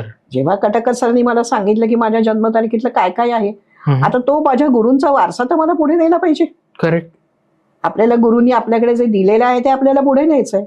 बरोबर. तर ते मी त्या व्यक्तीला बघणार की अरे हे तुमच्या जन्मतारखेत ह्या पॉझिटिव्ह गोष्टी आहेत, याच्यावर तुम्ही काम केलेत का नाही केलेत. बर बर. त्यामुळे ती व्यक्ती माझ्याकडे आली तर माझं म्हणणं असं असतं की पुण्यातली लोक आहेत त्यांनी प्रत्यक्ष भेटावं. बर. आपल्या रोडला माझं ऑफिस आहे, तिथे त्या लोकांनी मला भेटावं, ठराविक त्यांना काय वेळ दिली जाईल, काय त्याचं त्या वेळेच्या फीज असतील त्याप्रमाणे ते सांगितले जातील, त्यांनी भरल्यानंतर ते माझ्या पुढे येतील, त्यांच्याशी मी बोलीन, शंका त्यांच्या काय असतील तर. आणि काय असतं माहितीये का, फोनवरती बोलणं वेगळं, प्रत्यक्ष भेटण्याचं एक त्या माणसाचं समाधान पण वेगळं असतं. करेक्ट. तर तेही, आणि मलाही तसं काम करायला आवडतं. त्यामुळे त्या पद्धतीने मी त्या व्यक्तींशी बोलून आपण तसं करू शकतो. त्याच्यानंतर त्यांना दिलं जातं, म्हणजे त्यांना यंत्र दिलं जातं की ज्याच्यावरती ऑलरेडी जप केलेला आहे, ज्यांची इच्छा आहे की त्यांना पण करायचं आहे, ते पण मी त्यांना सांगते की तुम्ही हे करू शकता. नाही तर आता युट्यूबवरती तुम्हाला सगळे यांचे ग्रहांचे बीजमंत्र पण मिळालेले आहे, तर त्यावेळेला तुम्ही ते ऐका ना. ओके. काय आहे, त्या पण लहरी आहेत, मंत्राधीन देवता आहे. हो, ते जे मंत्र आहेत त्याच्याही लहरी फिरत असतात, त्याचाही तुम्हाला फायदा होत असतो. ह्याच्यात आता मंत्राधीन देवता म्हटल्यानंतर थोडासा बाहेरचा जाऊन एक भाग सांगते. ओके. की काही लोकांना असं वाटत असतं की आम्ही देवाला मानतो, आम्ही देवाला नाही मानत आहोत, आपली कशालाच काही हरकत नाहीये.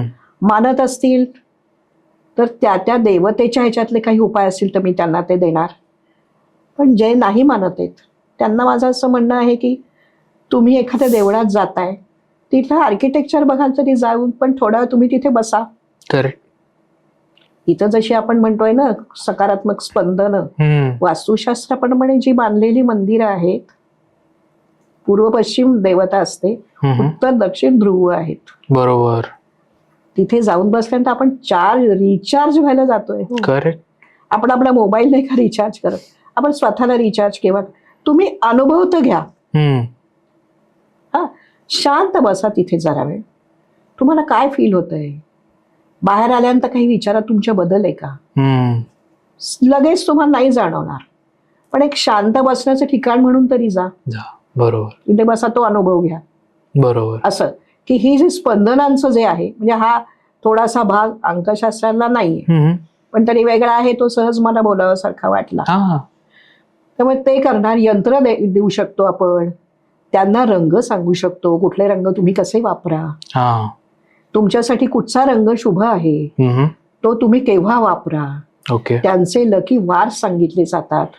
त्या कुठच्या वाराला कुठची तारीख आली तर तुम्ही कसा त्याचा उपयोग कसा करून घ्या ते सांगितलं जातं. प्रत्येक दिवसाचं तुमच्यासाठी जे जास्त चांगलं वेळा आहेत त्या वेळा दिल्या जातात की या वेळात तुम्ही तुमच्या काही जर का महत्वाच्या मीटिंग्स ठेवल्यात, पर्सनल तुमची कामं असतील त्यांच्यासाठी हे वापरा, इतर हे वापरा, हे पण आपण त्यांना सांगू शकतो. त्याच्यानंतर ही जी यंत्र आहेत, या यंत्रांच्या प्रमाणे जर ते त्या व्यक्तीने सुरुवातीला थोडं वापरून पाहावं. हा, जप ऑलरेडी केलेला आहे पण त्यांना करायचं असलं तर अजूनच चांगलं. तर ते केल्यानंतर जर बरं वाटलं, तसं आता मी ज्याचं या मुलीचं सांगितलं तसं त्या ह्याच्यात सांगू शकतो आपण की अरे ह्याची अंगठी करा, कुठल्या बोटात घाला, केव्हा घाला, हे सांगू शकतो आपण, विश्वास असेल तर. हा, त्याच्यात एक महत्वाची गोष्ट आहे की तुम्ही कुठचीही गोष्ट जेव्हा करता किंवा हे तुम्हाला मी हा जो उपाय देणार आणि काही करणार त्याच्यावर पहिल्यांदा श्रद्धा ठेवा. ओके. खूप लोक जगातले उपाय करतात, सगळ्यांनाच होतो का फायदा? असं नाही. कोणाला फायदा होतो? तो श्रद्धा ठेवून करत राहतो. बरोबर. काय आहे, तुम्ही किती करता ही गोष्ट पेक्षा सुद्धा तुम्ही रोज करता आणि श्रद्धा ठेवून करता, याला महत्व जास्त आहे. अगदी बरोबर. हो की नाही? काय आहे, तुमची एखादी देवावर श्रद्धा आहे, कोणी म्हणतं आम्हाला नाही माहिती, आमचं कुलदैवत नाही माहिती, आणि काय आहे, कुलदैवत आणि कुलदैवताचं तुम्हाला करायचंच आहे. म्हणजे मी हे सांगणार आहे की तुम्ही जेव्हा मी तुम्हाला लिहायला सांगते ना, तुमची कुलदैवीन कुलदैवत त्याचं तुम्ही स्मरण करा. कारण तुम्ही त्या फॅमिलीतले आहात. करेक्ट. त्यांचं स्मरण करून तुम्ही करता तेव्हा ते तुम्हाला तिथे यश द्यायला उभे आहेत, किंवा तुम्ही जे प्रयत्न करताय त्या प्रयत्नांना यश द्यायला ते तुम्हाला प्रयत्न करणारच आहेत. करेक्ट. तुमचे एफर्ट्स रोज पाहिजेत. बरं, थेंबे थेंबे तळे साठे पाहिजे आपल्याला. तुम्ही एकच दिवस खूप करताय आणि एक दिवस नाही असं नाही, तुम्हाला कन्सिस्टंटली केलं पाहिजे. बरोबर. तुम्हाला नाही कुलदैवत तुमचं माहिती, तुमचा इष्टदेव तरी काहीतरी असणार आहे. बरोबर. इष्टदेव कसा शोधायचा? समजा तुम्ही काहीतरी खूप अडचणीत आहात, तुम्हाला कुणाची आठवण येते? कुणाला गणपतीची आठवण येते, म्हणजे गणपती त्याचा इष्टदेव आहे. मग फार मोठं काहीतरी तुम्ही करा असं म्हणणं नसतं बाप्पाचं, पण कन्सिस्टंटली तुम्ही त्याची आठवण काढा. रोज एक नमस्कार करा. करेक्ट. किंवा त्या देवतेचं एखादं स्तोत्र असतं काहीतरी, का गणपतीचं आपण म्हटलं संकटनाशक स्तोत्र आहे, जर तुम्हाला ते पाठ झालं, 1 मिनिटही लागत नाही ते म्हणायला, रोज म्हणा, साठवत राहा ना. जसं बँकेचं खातं असतं आपलं, तसं हे पण खातं आहे. बरोबर. तुम्ही जेव्हा परमेश्वराकडे काहीतरी आळवणी करता किंवा अशा याच्यासाठी तुम्ही म्हणता, त्याला तो म्हणतो की मी तुझ्यासाठी करणार आहे, पण कुठल्या खात्यातलं पुण्य मी वापरू, असं होऊ शकतं ना. तर तुम्ही रोज करत राहा, तुमच्या तिथे जमा करत राहा, तुम्हाला प्रॉब्लेम नाही येणार. किंवा आला तरी मिनिमम येईल, कारण तो आपला भोग आहे, तो तेवढाच भोगायचा आहे आपल्याला. प्रारब्ध हे भोगूनच संपवायला लागतं, म्हणून ह्याला प्रारब्ध अंक म्हणतात. तुम्हाला ते भोगून संपवायचं आहे. जसजसं ते तुमचे हे कमी होत जातं, तसतसे तुम्हाला फायदे दिसत जातात. करेक्ट.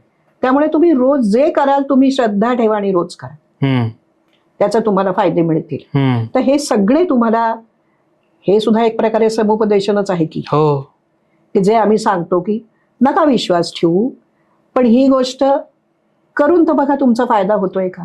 करायला लागल्यानंतर माणसाला त्याचा परिणाम कळतो.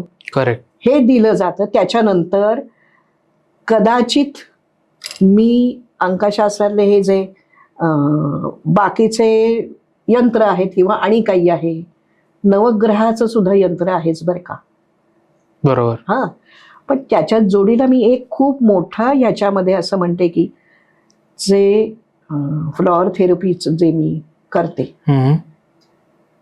माणसाला कुठच्याही ठिकाणी जर प्रॉब्लेम आला तर काही वेळेला तो इतका हल्लेला असतो की त्याला त्याच्या एक मानसिक ठेवण त्याची जी आहे, किंवा ते एक ठराविक असं की मी प्रयत्न केला तर मला ह्याच्यामध्ये यश मिळू शकेल इथपर्यंत आणायचं, तर तिथे मी त्या फ्लॉवर थेरपीचाही उपयोग. पहिला वापर करते. हम्म.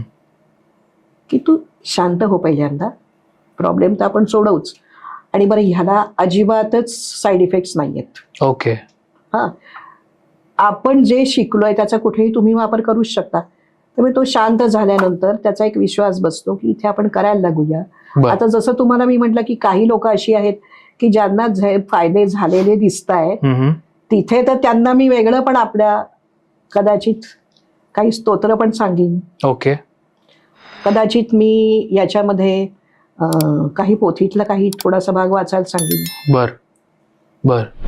आपल्याकडे खूप उपाय असतात. बर. त्यांना काय घ्यायचंय, त्यांचा कुठे विश्वास आहे, त्यावर. त्याच्याप्रमाणे आपण सांगू शकतो. वा वा. सो अशी ओव्हरऑल प्रोसेस आहे. हां, बर. आता आपण आणि वाटलं तर फोनवरती पण मी बोलू शकते, तसा प्रश्न व्हिडिओ नाहीये. कॉलवर. साधा कॉल, व्हिडिओ कॉल, काहीच हरकत नाहीये. ओके. आता चेन्नई वगैरे जी मंडळी असतात व्हिडिओ कॉलवरती बोलणं चालतच आहे. Correct correct. आणि कुठूनही फोन येतात हा आपल्याला, की असं काही नाहीये, तसं. नाही पुण्यात येऊ शकत आहे, पण हा उपाय आपल्या हात. बरं, आता करोनाने तर आपल्याला इतकं शिकवलंय करेक्ट. व्हिडिओ की आपण आपल्या ठिकाणी एका ठिकाणी बसून पण आपण खूप काम करू शकतो. Correct correct. सो ऑफलाईन सुद्धा आहे, ऑनलाईन सुद्धा आहे, हो, आणि डिस्क्रिप्शन मध्ये नंबर दिलेले आहेत आणि त्याच्या वेळा पण दिलेल्या आहेत. दिले आहेत. सो त्याप्रमाणे तुम्ही कॉन्टॅक्ट करू शकता. ताई, आता आपण कसं आहे, पॉडकास्टच्या थोडं शेवटी आलेलो आहे, हा, आणि जाता आता एवढ्या तुम्ही गोष्टी करता, हा, सो अर्थातच लोकांना रेमेडीज पण आवडतात ऐकायला. हो, सो आमच्या प्रेक्षकांसाठी प्लीज जाता आता तुम्ही काही रेमेडीज सांगा. सांगते ना. आता याच्यात काय आहे, आपण जे म्हटलं ना की विश्वास ठेवून तुम्ही करा. बरोबर. कुठचीही रेमेडी आपल्याला करायची तर आपल्याला त्याच्यावर पहिल्यांदा विश्वास ठेवायचा. आता ह्याला काय म्हटलं जाते माहितीये का, की आपण पॉझिटिव्ह माइंडसेटने पुढे जायचं, हा. की हे मी करणार आहे तर मला ह्याचा फायदा होणार आहे. करेक्ट. मॅनिफेस्टेशन तर आता म्हणतं की मला फायदा झालाय असं तुम्ही समजा, हो हो. पण याच्यात काही उपाय जे असे आहेत, हम्म. जर समजा नातेसंबंधातला आहे, हम्म. हा काही ओव्हरनाईट विषय आहे का? नाही. पण त्याच्यात सुद्धा महत्वाचा भाग असा आहे की दोघांचं एकमेकांशी छान जुळण्यासाठी हम्म. तुमच्या नावाच्या स्पेलिंग मध्ये थोडासा बदल करून ती स्पंदनं दोघांची जर जुळवून दिली हम्म. आणि त्यांना सांगितलं की थोडा थोडा वेळ द्या. जरा सूर खाली घ्या आणि थोडे दिवस थांबूया आपण, हम्म. तर त्यांच्यात चांगले बदल झालेले दिसलेच आहेत आपल्याला. ओके. आता समजा पैशाच्या बाबतीत तुम्ही काय म्हणता की तुम्हाला समृद्धी हवी आहे, तर समृद्धी काही तुमच्या घरासाठी फक्त पैशाचीच आहे का? हम्म. नाही. पैसा हे एक साधन आहे, पण तुम्हाला तुमच्या घरामध्ये धान्य धुन्य ह्याची पण कमी नाही होता कामा, हम्म. किंवा तुम्हाला आपण म्हणतो की दूध दुभतं ह्याची पण कमी नाही व्हायला पाहिजे. घरातल्या सगळ्यांना सगळं व्यवस्थित मिळालं पाहिजे. करेक्ट. तर याच्यात एक महत्वाचा उपाय असा आहे की तुम्हाला जर धनधान्य खूप तुम्हाला पाहिजे असेल, किंवा घरात सुबत्ता म्हणतो आपण तसं, तर काचेचा एक उंच ग्लास घ्यायचा आहे, काचेचा. हम्म. त्याच्यामध्ये सगळ्या प्रकारची थोडी थोडी धान्य घाला. ओके. आणि सोनेरी रंगाचं आपलं असलेलं एक नाणं, 5 रुपयाचं समजा, सोनेरी दिसणारं आहे, साधं नाही, सोनेरी, हम्म. हम्म. छान स्वच्छ करून त्याच्यावरती ठेवलं आणि ते सोनेरी फडक्याने तुम्ही झाकलं. बर. ते घरात ठेवून द्या कुठेतरी एका ठिकाणी जिथे मुलांचे हात पोचणार नाहीत, हम्म. कोणीतरी त्याला सारखं जाऊन त्याच्यातलं बघणार काही नाही. कमी करणार नाही, अशा ठिकाणी तुम्ही ते ठेवा. हम्म. बरं, ते सुद्धा आता वास्तुशास्त्राप्रमाणे तुम्ही दिशा करूच शकता, ओके. पण छान ठिकाणी, किंवा तुमच्या किचनमध्ये ठेवलं तुम्ही, किंवा तुमच्या देवघरात जरी ठेवलं, अशा ठिकाणी तुम्ही ते ठेवलं. एक 3 महिन्यांनी तुम्ही ते बदला. हम्म. ते बदला म्हणजे फेकून देऊ नका, हम्म. चिमण्यांना घाला, पाखरांना घाला, बर. हे तुम्ही करा. आणि ते तुम्ही जर हे केलं तर तुम्हाला धान्याची कमी नाही होत. बर. बरं, हा उपाय ज्यांचा केटरिंगचा व्यवसाय आहे, किंवा जे असं काम जे केटरिंगच्या साठी करतायत, इतरांना काही, आता कोरोनाच्या ह्याच्यात खूप लोकांनी असे घरून व्यवसाय सुरू केले, त्यांच्यासाठी उपयुक्तच आहे. करेक्ट. बरं, असे जे करणार असतील त्यांनी अन्नपूर्णेचा एक छानसा फोटो हा, तो लावायचा. तुमच्या किचन मध्ये लावा ना. बर बर. ती दिशा बघून. ओके ओके साऊथ ईस्टला लावलात तर हरकतच नाही, ओके. कारण तिथे तुमचं किचन तिथेच येणार आहे ना. करेक्ट. त्यामुळे तुम्ही तिथे करू शकता. किंवा आपण याच्यामध्ये असंही म्हणू शकतो, आता दूध दुभत्यासाठीचं आपण जे म्हणत होतो, हो हो, दहीहंडी असते. हो हो. आपण जातो दहीहंडी बघायला. हा, ती दहीहंडी बघितल्यानंतर ती फोडतो आपण, तो प्रसाद घेतो. ज्या मटक्यामध्ये ते केलेलं आहे त्याचा एक खापराचा तुकडा आणून तुमच्या घरात ठेवा. बर. तुम्हाला तुमच्या घरात तरी दूध दुभत्याची कमी होणार. बर बर. हा पण एक उपाय आहे त्याच्यातला. त्याच्यानंतर तुम्हाला जर पैसे पाहिजे आहेत, 33 हा अंक, अंकशास्त्राच्या प्रमाणे जर आपण बघितलं, 33 हा अंक असा आहे की हा तुम्हाला भरपूर काही देणार आहे. बर. तर दिवाळीच्या दिवशी, लक्ष्मीपूजनाच्या दिवशी हे सोनेरी ह्याच्यामध्ये 33 हा अंक लिहून तुमच्या तिजोरीमध्ये ठेवा, तो पूजा करून. बर. सोनेरी याच्यामध्ये करायचा, 33 अंक लिहायचा आणि तुमच्या तिजोरीमध्ये ठेवायचा. पण याच्यात आणखीन एक गोष्ट अशी आहे की, पण हा उपाय फक्त ज्यांना मुलगी आहे तेच करू शकतात. बर. परमेश्वर असे भाग्यवान लोक जी आहेत ज्यांना मुलगी देतो, ती मुलगी तुमच्या घरी आल्यानंतर तुमची सांपत्तिक परिस्थिती बदलली का, हे जर तुम्हाला नोटीस होत असेल की अरे बदललेली आहे, तर तिचं जेव्हा लग्न होतं ना, त्यावेळेला तिच्या हाताचे ठसे आणि तिच्या पावलाचे ठसे तुमच्या तिजोरीत ठेवा. म्हणजे ती लग्न होऊन ती ज्या ठिकाणी गेली तिथे भरभराट तर होणारच आहे, पण तुमच्याही घरामध्ये जो योग आतापर्यंत चालू होता तो तसाच चालू राहणार आहे. म्हणजे तुमचीही भरभराट तिथे राहणार आहे. हे पण आपल्याला बघायला मिळतं. बरं, याच्यात जे रवी यंत्र आहे ते लक्ष्मीचं खरं यंत्र आहे. बर. हा, रवी यंत्राची गंमत अशी आहे की त्याची तुम्ही कशीही बेरीज केली तरी 15 येते. ओके. सरळ करा, आडवी करा, उभी करा, तिरकी करा, सगळ्याची बेरीज 15 येते. बर. हा, हे लक्ष्मी यंत्र आहे. हे आपण धंद्याच्या गल्ल्यात ठेवायला, घरी तुमच्या तिजोरीत ठेवायला, सगळीकडे तुम्ही हे यंत्र घेऊ शकता. ओके. त्या यंत्राचा वापर होऊ शकतो. त्याच्यावरती तुम्ही ती ठराविक ज्या पद्धतीने त्याची पूजा करायला पाहिजे. लक्ष्मी पाहिजे म्हटल्यानंतर तुम्हाला काहीतरी त्याच्यासाठी म्हणजे फुलं वाहता आणि काय हे करता, हे करून त्याची ठराविक ते सांगितलं जाईल. कुणाला कुठची तारीख, कुठची वेळ ती काढून त्यांना दिली जाईल. बरोबर. ते तुम्ही करू शकता. हा तुम्ही वापर करू शकता. हा पण एक उपाय होतो. Correct correct. करिअर साठीचा काही उपाय आहे याच्यात पण खूप महत्वाचा रोल प्ले करतं. तुम्हाला संधी काय मिळतात आणि त्याच्यासाठी सही काय आहे. बर बर. सो त्याच्यावरती ही आहे. काही खास तारखा आहेत की ज्याच्यातनं आपल्याला लक्षात येतं की या माणसानी ना आपली नोकरी ज्याची आणि व्यवसाय केला तर ह्याला जास्त चांगलं ठरेल. ते आपण सांगू शकतो की अरे इथे तुम्ही व्यवसाय करून बघा. काही वेळेला असं असतं की त्या माणसाकडे दोन्हीही कॅलिबर्स आहेत. बर. आता माझ्याकडे म्हणजे आता मी ज्यांचं एक 3 महिन्यापूर्वी काम केलंय, तर ते गृहस्थ असे आहेत की त्यांनी एक ठराविक प्रकारचं एक वेगळंच मशीन तयार केलंय. ओके. आणि त्यांना त्याच्यात काम करायचं आहे की अजून फायदा होईल, पण कुठेतरी असं त्यांच्या लक्षात येतं की मी एकटंच सगळं करतोय. पण सध्या आम्ही असं ठरवलंय, कारण मी जे लोकांच्या ह्याच्यात काम करते त्याच्यामध्ये मी त्यांना त्यांचं पुढचं शुभ वर्ष आहे, त्या शुभ वर्षात त्याचा वापर कसा करायचा ते त्यांचं वर्ष पण मी प्लॅन करून देते. आता आम्ही सध्या ठरवलं की 3 महिने थांबूया, नोकरी सोडायची नाही. त्याने आपल्या काय घर खर्चाचं हे सगळं सुरू राहील आणि दुसरं जे आहे ते जरा थांबायचं. पण ह्या वर्षाअखेरपर्यंत काय होते ते बघून आम्ही ते अशा पण काही गोष्टी आपण ठरवू शकतो. करेक्ट. काय करू शकतो. यंत्राचा उपाय आहे. त्याच्यानंतर तुम्हाला काही बाकीच्या जे मी म्हटलं ना की काही पोथीतलं काही असू शकतं, किंवा एखादं सांगेन मी की गुरुजींच्याकडनं तुम्ही काहीतरी करून, विश्वास जसा असेल त्याप्रमाणे. ओके. आपण त्याच्यावरती उपाय देतो. तर अंजलीताई, तुम्ही पॉडकास्टवर आलात आणि आपण एवढ्या सुंदर गप्पा मारल्या. पहिल्यांदाच बहुतेक अंकशास्त्राची हिस्ट्री, इतिहास हा लोकांसमोर आलेला असणार आहे. तर जाता जाता मला हे विचारायचं तुम्हाला की जेव्हा पण प्रेक्षक तुमची फ्रेम बघत असतील तर त्यात हे 2 ट्रॉफीज आम्हाला दिसतात, तर या काय आहेत नेमक्या हे आम्हाला सांगा. हो, आता इतके वर्ष मी ह्याच्यात जे काम करतेय, तर हे काम करताना एक स्फूर्ती देण्यासाठी म्हणून काही आपल्याला, आपण म्हणतो की काही अवॉर्ड्स आपल्याला मिळतात, काही त्याच्या ह्याच्यात जसं या बाकीच्या ह्याच्यातल्या ज्योतिष विशारद पासूनच्या डिग्रीज एक होत गेल्या, हा त्याच्यातल्या या सगळ्या बाकीच्या ह्याच्यातल्या शिवाय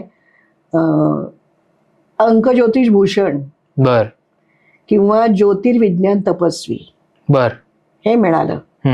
तसं ह्या 2 माझ्या ह्याच्यातल्या महत्वाच्या आहेत. म्हणजे हे जे आहे, ही जी तुम्हाला ट्रॉफी दिसते, हे मंदाश्री पुरस्कार बर जकातदार फाउंडेशनच्या कडून हा दिला जातो. पुण्यामध्ये त्यांचं फाउंडेशन आहे आणि ज्योतिष फील्डमध्ये खूप चांगलं काम जे लोक करतात ते दरवर्षी एका स्त्रीला आणि एका पुरुषाला अवॉर्ड दिलं जातं. तर हे मंदाश्री पुरस्कार मला 2021 ला मिळाला आहे. वा. आणि हे जे तुम्हाला दुसरं दिसतेय, हे न्यूमरोलॉजी क्वीन अवॉर्ड आहे. अरे वा. बर. आणि हे 2017 साली अहमदाबाद मध्ये कॉन्फरन्स भरली होती, ऑल विमेन्स ऍस्ट्रॉलॉजी, स्पिरिच्युअल, वास्तू, म्हणजे हे ऑकल्ट सायन्सेसचे आहेत, त्याच्यातली जी कॉन्फरन्स होती त्याच्यात मला हे न्यूमरोलॉजी क्वीन अवॉर्ड मिळालंय. वा वा. तर असं मध्ये मध्ये आपल्याला मिळत गेलं की काम करायला अजून उत्साह येतो. एक कौतुकाची थाप. त्या ट्रॉफीज आहेत. वा वा. आणि मला प्रेक्षकांनाही सांगावं वाटेल की आता मी एवढ्या गप्पा मारल्या, पण जर तुम्हाला कन्सल्टेशन घ्यायचं असेल ताईंचं, तर डिस्क्रिप्शनमध्ये नंबर्स दिलेले आहेत आणि त्याच्या वेळा दिलेल्या आहेत. सो त्याप्रमाणे तुम्ही अपॉइंटमेंट घ्या. पुण्यात असाल तर 1 to 1 भेटता येईल तुम्हाला ताईंना. पण जर तुम्ही पुण्याच्या बाहेर असाल किंवा भारताच्या बाहेर असाल तर तुम्हाला व्हिडिओ कॉल तर्फे कॉन्टॅक्ट करता येईल आणि तुम्हाला तुमची सही म्हणा किंवा न्यूमरोलॉजी रिलेटेड गोष्टी सॉर्ट आउट करता येतील. तर आजच्या आपला पॉडकास्ट रिलेटेड ताई, तुम्हाला सांगायचं आहे की पॉडकास्ट एंड करताना आम्ही फिस्ट बंपने पॉडकास्ट एंड करतोय. आमचं स्वीट टॉकचं रिच्युअल आहे आणि श्री स्वामी समर्थ म्हणतो. तर आजचा आपला पॉडकास्ट आपण एंड करूयात. श्री स्वामी समर्थ. श्री स्वामी समर्थ. Fist bump. श्री स्वामी समर्थ. श्री स्वामी समर्थ. धन्यवाद. धन्यवाद. मला बोलवल्याबद्दल खूप धन्यवाद. थँक्यू सो मच ताई. Thank you so much.